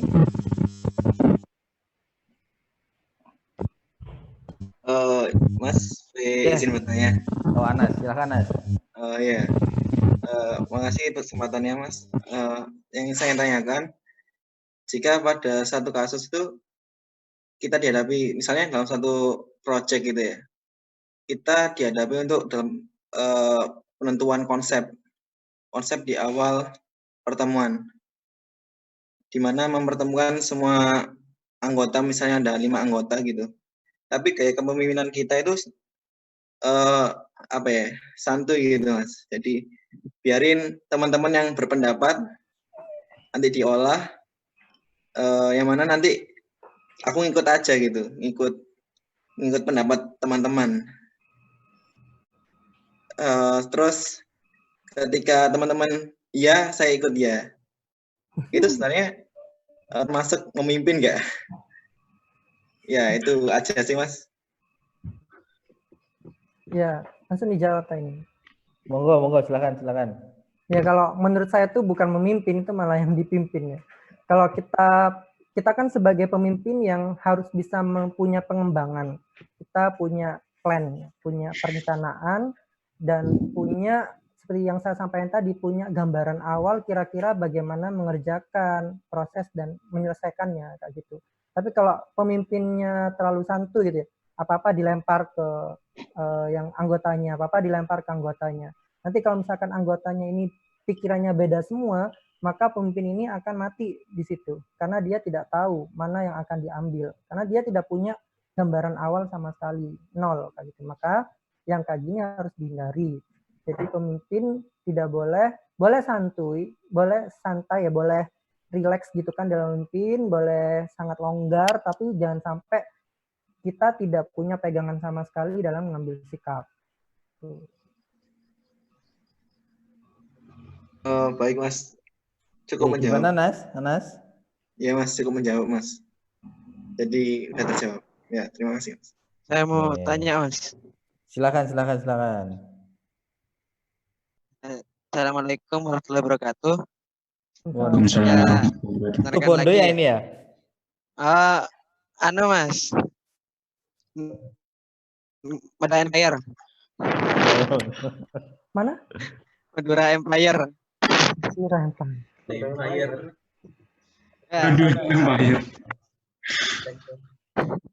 Saya mau bertanya, ini kan misal kita menjadi seorang pemimpin, suatu event seperti itu. Nah, tentunya kan sudah merancang grand design yang sangat komplit lah dari awal hingga akhir event tersebut. Kemudian kita mempunyai plan A dan plan B yang akan kita hadapi untuk menghadapi permasalahan yang akan terjadi di tengah-tengah masa kepemimpinan kita. Nah, yang saya ingin tanyakan, misal plan yang kita buat, plan A dan plan B itu yang kita buat, kemudian masa yang kita hadapi itu di luar dari plan yang sudah kita buat. Nah, itu saya ingin bertanya, bagaimana cara pemikirnya supaya cepat untuk menemukan solusi dari permasalahan tersebut yang di luar prediksi kita dari awal. Menurut Mas Sony, apa untuk sarannya? Terima kasih, Mas. Baik, agak susah nih ya untuk ambil keputusan. Jadi ketika kita sudah berusaha untuk menganalisis kira-kira akan ada kondisi apa aja yang harus diselesaikan, sehingga kita buat plan A, plan B gitu kan ya. Ternyata ada suatu kondisi yang tidak terpikirkan sama sekali sama kita, sehingga tidak kita buatkan rencana jalan keluarnya. Nah, yang perlu diperhatikan adalah yang pertama, ketika kita memilih pemimpin, pemimpin itu harus merepresentatifkan suara kita ya. Karena ketika kondisi itu mendadak, itu ada kemungkinan kita tidak membutuhkan untuk rapat atau mendengar pendapat, tapi yang dibutuhkan adalah di situ langsung pemimpin ngambil keputusan untuk langsung melakukan plan C yang mendadak itu. Dan ketika pemimpin itu mengeluarkan keputusan yang mendadak tanpa rapat, dengan ketika dia sudah menjadi representatif anggotanya, maka pendapat itu akan diterima. Nah, bagaimana supaya kita menjadi representatif anggota kita, maka selama proses kepemimpinan kita harus mengayomi mereka, menunjukkan bahwa kita itu adalah pemimpin yang pantas. Gitu kan, ini kondisi mendadak itu kan bukan satu hal yang rutin terjadi, tapi suatu kejadian yang mendadak. Nah, kita usahakan dalam keseharian kita, ketika bersama-sama anggota kita menunjukkan bahwa kita itu adalah pemimpin yang layak dan suara kita itu adalah suara mereka. Sehingga ketika terjadi sebuah hal yang mendadak, lalu kita mengambil keputusan secara cepat, darurat, dan harus otodidak juga, mereka langsung setuju gitu. Karena memang dibutuhkan keputusan yang memang benar-benar cepat gitu. Jadi harus punya proses membentuk anggota itu supaya menerima kita dari awal.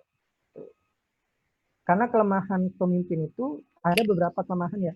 Pemimpin yang dipilih atau dia yang ditunjuk gitu kan ya, ketika di awal sudah tidak bisa merangkul anggotanya, maka ketika ada kondisi yang mendadak gini, makanya akan terjadi gejolak. Yang ada tidak akan keluar sebuah keputusan yang mana akan terjadi suatu hal yang tidak diinginkan ini. Tapi kalau misalkan dari awal ketika kita dipilih, kita bisa merangkul semua orang, maka kita bisa dijadikan representatifnya mereka.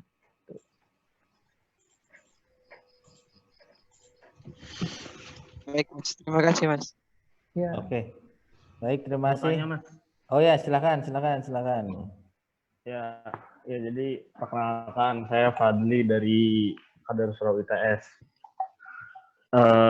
Mau nanya Mas Sony, karena mungkin saya ngeliatnya dari fenomena yang terjadi saat ini aja ya, akhir-akhir ini ketika misalkan ada pemilu atau pilkada di daerah-daerah, yang mana biasanya pemilih itu nggak ngelihat gagasannya, tapi lebih kepada personalitinya atau isu-isu yang lebih populis.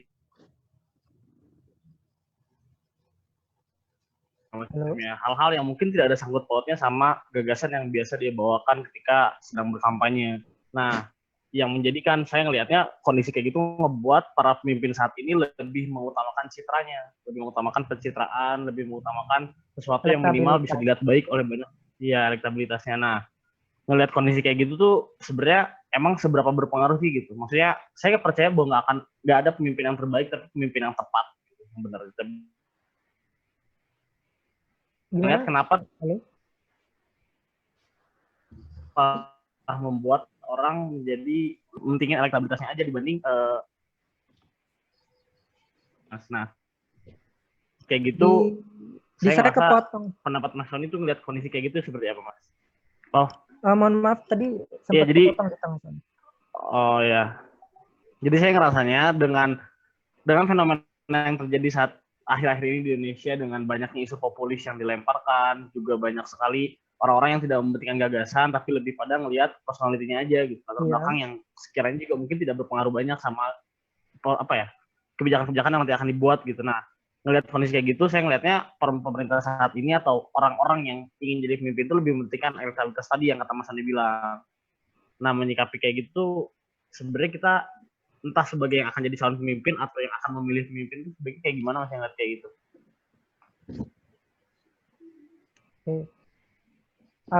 Kita mau memposisikan diri gimana, sebagai pemimpinnya atau sebagai pemilihnya? Yang calon pemimpin, calon pemimpinnya. Sebagai calon pemimpinnya, berarti yang ikut kontestasi ya, ikut. Iya, benar-benar. Pemilihan. Bagaimana sikap kita gitu kan ya. Padahal gagasan kita bisa jadi lebih baik gitu kan ya. Tapi orang-orang lebih melihatnya adalah tentang popularitas. Itu yang tak tangkap, benar nggak? Iya, benar. Oke. Ya, berarti kalau misalkan ini adalah proses pemilihan, berarti itu nanti kembalinya ke strategi politiknya. Tuh. Kalau misalkan memang dia merasa punya gagasan yang bagus, lalu merasa yang lebih bagus tapi kalah popularitas, berarti strateginya dia tidak terlalu menggembor-gemborkan gagasan, tapi lebih banyak mengikuti alur popularitas supaya dia bisa menang. Ini kalau kita ngomong tentang strategi politik dan supaya kepentingannya menang ya, kayak gitu. Jadi gagasannya tetap disampaikan, tapi yang dominan diangkat itu adalah bagaimana dia bisa meningkatkan popularitas itu. Jadi kalau misalkan ada masyarakat kita lebih suka dangdut misalnya gitu kan ya, supaya kita dikenal sama masyarakat kita, maka kita bikin jingle yang bernuansa dangdut supaya nanti orang itu kenal gitu. Nah, jingle dangdut ini bisa diisi dengan gagasan kita atau animasi tentang gagasan kita kayak gitu. Bisa ke sana. Jadi bisa menyesuaikan dengan apa yang disuka sama masyarakat supaya kita diingat. Karena ini Jadi ya, ngikut konteksnya mau dipilih ya, bukan ketika sudah jadi leadernya. Oh, oke. Jadi mengikuti sesuatu yang bersifat populis itu juga nggak masalah, Mas ya? Maksudnya berarti otomatis kita kan nggak jadi diri kita sendiri dong. Kita ngikutin apa yang masyarakat mau, kita menjadi role model apa yang orang-orang inginkan. Iya nggak sih, Mas? Dan itu nggak apa-apa berarti. Seperti yang saya sampaikan tadi, bahwa kita punya strategi politik ya. Kita punya kepentingan yang akan kita menangkan. Nah, ketika kita punya kepentingan, lalu kita tidak mengikuti cara supaya kepentingan kita menang, maka kepentingan kita ini, ide-ide gagasan kita ini tidak akan pernah bisa diangkat, kayak gitu. Jadi prioritasnya mana? Prioritasnya supaya gagasan kita, kepentingan kita menjadi sebuah program nanti ketika kita memimpin, atau yang mana kayak gitu. Kalau misalkan kita punya prioritasnya lebih berpegang teguh kepada cara kita punya prinsip gitu kan, bukan prinsip ya, cara-cara kita yang tidak diterima sama masyarakat, akhirnya kita kalah, ya tidak akan pernah bisa menduduki kekuasaan itu untuk menerapkan kepentingan yang kita punya atau strategi yang kita punya. Ini kan masalah strategi aja sebenarnya. Strategi yang bisa diterima sama masyarakat. Gitu.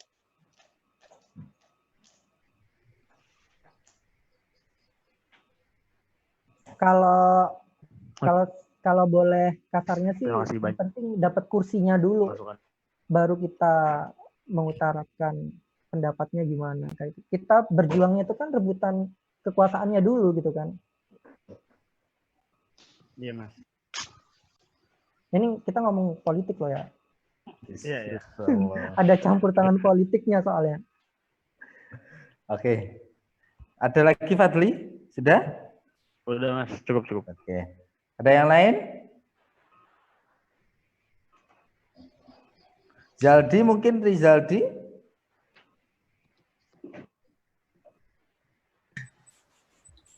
Jaldi. Zaldi kemana Zaldi?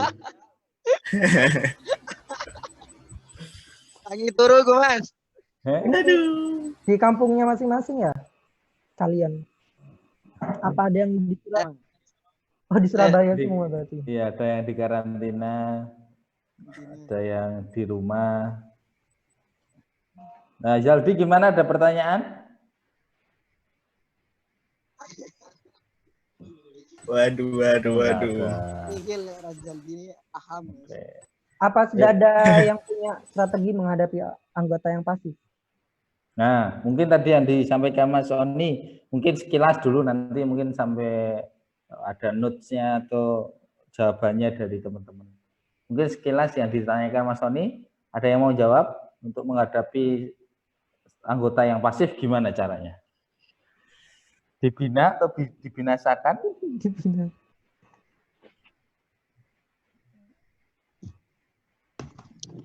Ayo, Man. Oh ya, silakan. Saya berpendapat mengenai ketika kita memimpin suatu sistem yang dimana anggotanya banyak yang pasif. Oke. Yang kita, menurut saya itu melakukan pendekatan secara internal terlebih dahulu.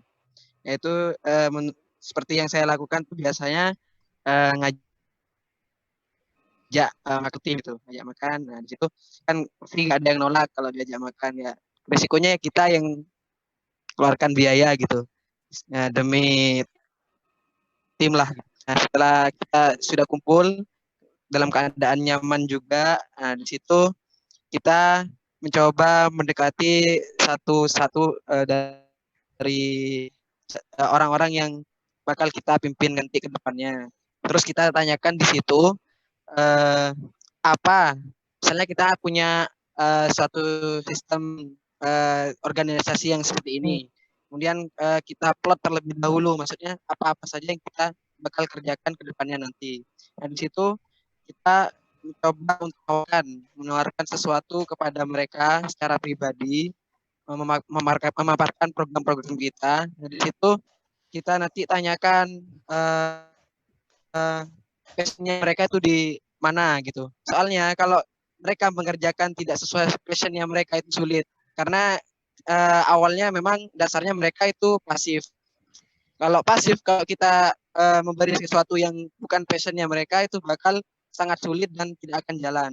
Maka karena itu kita mengetahui, harus tahu dulu passionnya mereka itu apa. Setelah kita tahu passionnya mereka itu apa, kita coba ajukan program kita seperti ini. Kayaknya kamu cocok deh di sini. Coba dulu seperti ini dan seperti ini. Nah, di situ menurut saya itu lebih apa ya, lebih menyentuh gitu loh, Mas. Maksudnya kita sudah tahu pribadinya mereka itu seperti apa, terus keahliannya mereka itu seperti apa, keunggulan mereka itu apa, kekurangannya juga kita sudah tahu. Jadi kita lebih mudah untuk mengarahkannya seperti itu. Kalau dari saya cukup. Batas itu aja.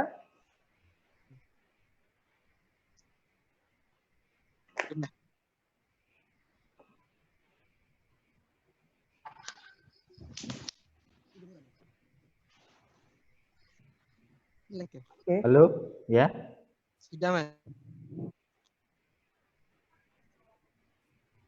Sudah katanya Ri. Oh, sudah. Oke.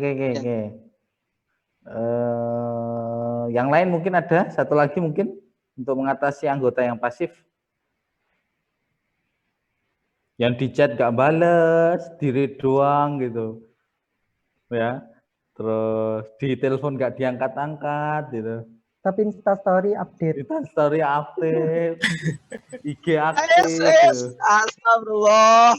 Siapa ya? Kayaknya tetanggamu, Bang. Tetanggaku ya? Iya, tetanggamu. Bang, yang itu loh deket sungai.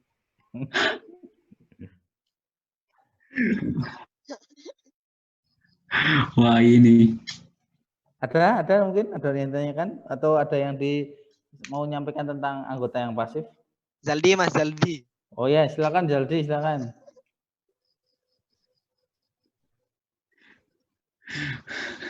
Wah, iki. Bang, ayo Bang. Ayo Bang, silakan Bang kalau mau disampaikan Bang. Enggak, Mas. Oke ya, berarti buat PR ya itu ya. Yang belum jawab nanti silakan dijawab di notes atau di email atau di Google Docs atau di mana lah, boleh chat. Iya. Boleh. Sebenarnya tadi mau merespon yang tadi ya. Silakan Mas. Di awal itu kan diminta sedikit ya, seharusnya di awal itu mendefinisikan dulu. Ini organisasinya bergeraknya gimana supaya nanti bisa dianalisis ya. Kenapa tadi saya bilang apakah sebatas itu gitu kan? Karena di awal tadi tidak didefinisikan dulu. Ini organisasinya bergeraknya di mana? Apakah organisasi yang di publik atau di private atau di sektor? Karena itu nanti ada hubungannya analisisnya. Ketika kita tahu ada anggota kita yang pasif, ketika kita di private sector, kita ya akan berpikir kira-kira effort kita dalam membuat dia aktif dalam pekerjaan itu besar atau enggak. Kalau misalkan besar ya mending ditinggal aja gitu kan. Tapi kalau di publik yang mungkin kita akan berikan pembelajaran kepada dia, itu bisa dilakukan kayak tadi. Kita pendekatan, kita habis uang, kita tanya problemnya apa, kita ajukan, kita tawarkan program yang dia suka, itu mungkin bisa yang ketika tujuannya adalah memberikan dia pembelajaran. Tuh, ketika tujuannya memberikan pelajaran, jangan lupa juga kan itu adalah tugas yang terus berjalan, bukan tugas uji coba. kita harus ada deadline. Kalau misalkan dia sampai deadline itu juga ternyata masih belum ada perubahan, ya udah berarti memang tidak ada niatan untuk bersama kita, tinggal di-cut aja kayak gitu. Daripada nanti akan menjadi borok dan mempengaruhi yang lainnya. Gitu. Jadi harus definisinya di awal itu harus jelas kayak gitu. Baik. Oke, salah cukup salah. Mungkin Mas Sony ada yang mau disampaikan sebagai closing statement untuk materi pada kesempatan malam hari ini. Apa ya? Sebenarnya closing statement. Tuh. Jadi pada prinsipnya gini, setiap manusia tadi seperti yang saya sampaikan, kita dilahirkan jadi pemimpin, kita dilahirkan punya kepemimpinan dalam diri kita. Kita harus percaya itu dan kita berusaha untuk meraih itu supaya kita bisa menjadi pemimpin. Dan sekalinya kita nanti diamanai sebagai pemimpin, kita jangan pernah takut untuk mengambil resiko untuk mencapai kesuksesan. Tapi kalau misalkan kita sudah takut mengambil resiko, berarti kita tidak disiapkan untuk menjadi pemimpin yang besar. Kita hanya di situ-situ aja, kita di zona nyaman kita aja gitu.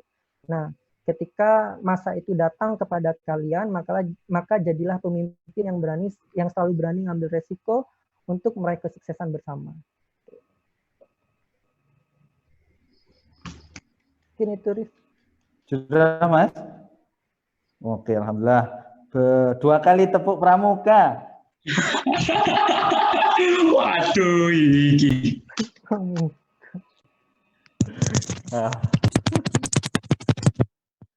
Oke, alhamdulillah teman-teman, hari ini kita sudah mendengarkan dan sudah paling tidak berdiskusi tentang tentang kepemimpinan, utamanya teman-teman yang akan menjadi calon pemimpin masa depan, yang kita berharap bahwa kepemimpinan itu tidak hanya lahir, ya. Ketika kamu jadi anak bupati, nanti kemudian suatu saat akan jadi bupati, gitu Kak. Tapi memang dilahirkan.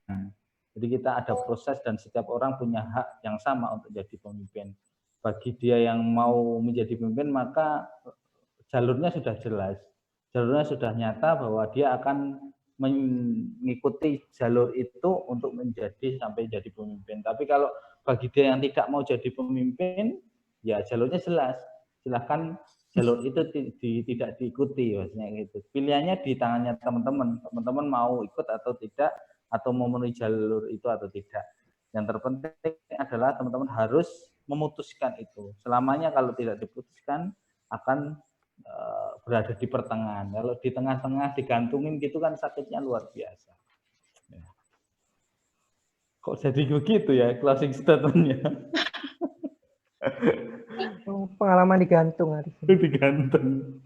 Baik, alhamdulillah teman-teman, malam hari ini luar biasa, diskusinya sangat menarik. Semoga teman-teman mendapatkan hal yang lain, terutama insight yang lain tentang kepemimpinan. Dan saya berharap ilmu yang kita dapatkan malam hari ini bisa diterapkan di waktu-waktu teman-teman memimpin organisasi atau memimpin Karang Taruna atau memimpin RT gitu ya. Yang jadi RT sekarang ya silakan dilaksanakan gitu ya. Yang terpenting lagi adalah ketika teman-teman sudah melaksanakan ya perlu ada evaluasi apa yang kurang dan sebagainya. Ya, insya Allah malam hari ini kita cukup.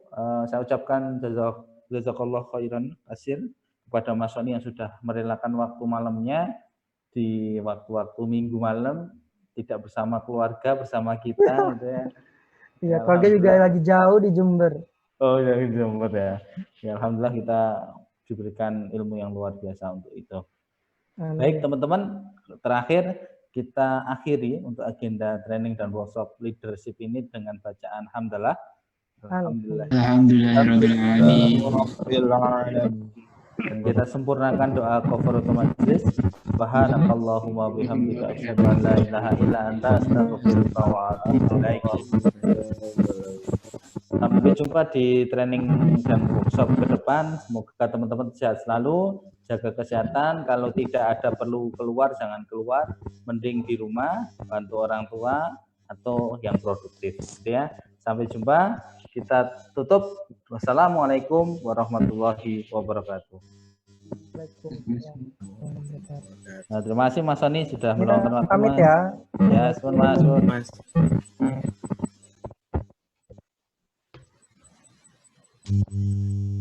Ari, gimana Ari kabarnya Ari? Iya. Ya, Mas Arif. Kamu di mana? Gresik zona merah lo ya. Jangan pulang sebelum ada zona hijau. Surabaya ngapain sampai Mas? Saya sekarang sudah berada tepat di Sukolilo, Pakerjensi. Yang terkena COVID ya, terpapar COVID ya itu ya. Astagfirullah. Gimana keadaan di sana? Di sini keluar masuk ada penyemprotan, jadi insya Allah aman. Sampai DSB ngapain Mas? Kontrakannya neng kono kok. Iya maksudnya gak mulai lah.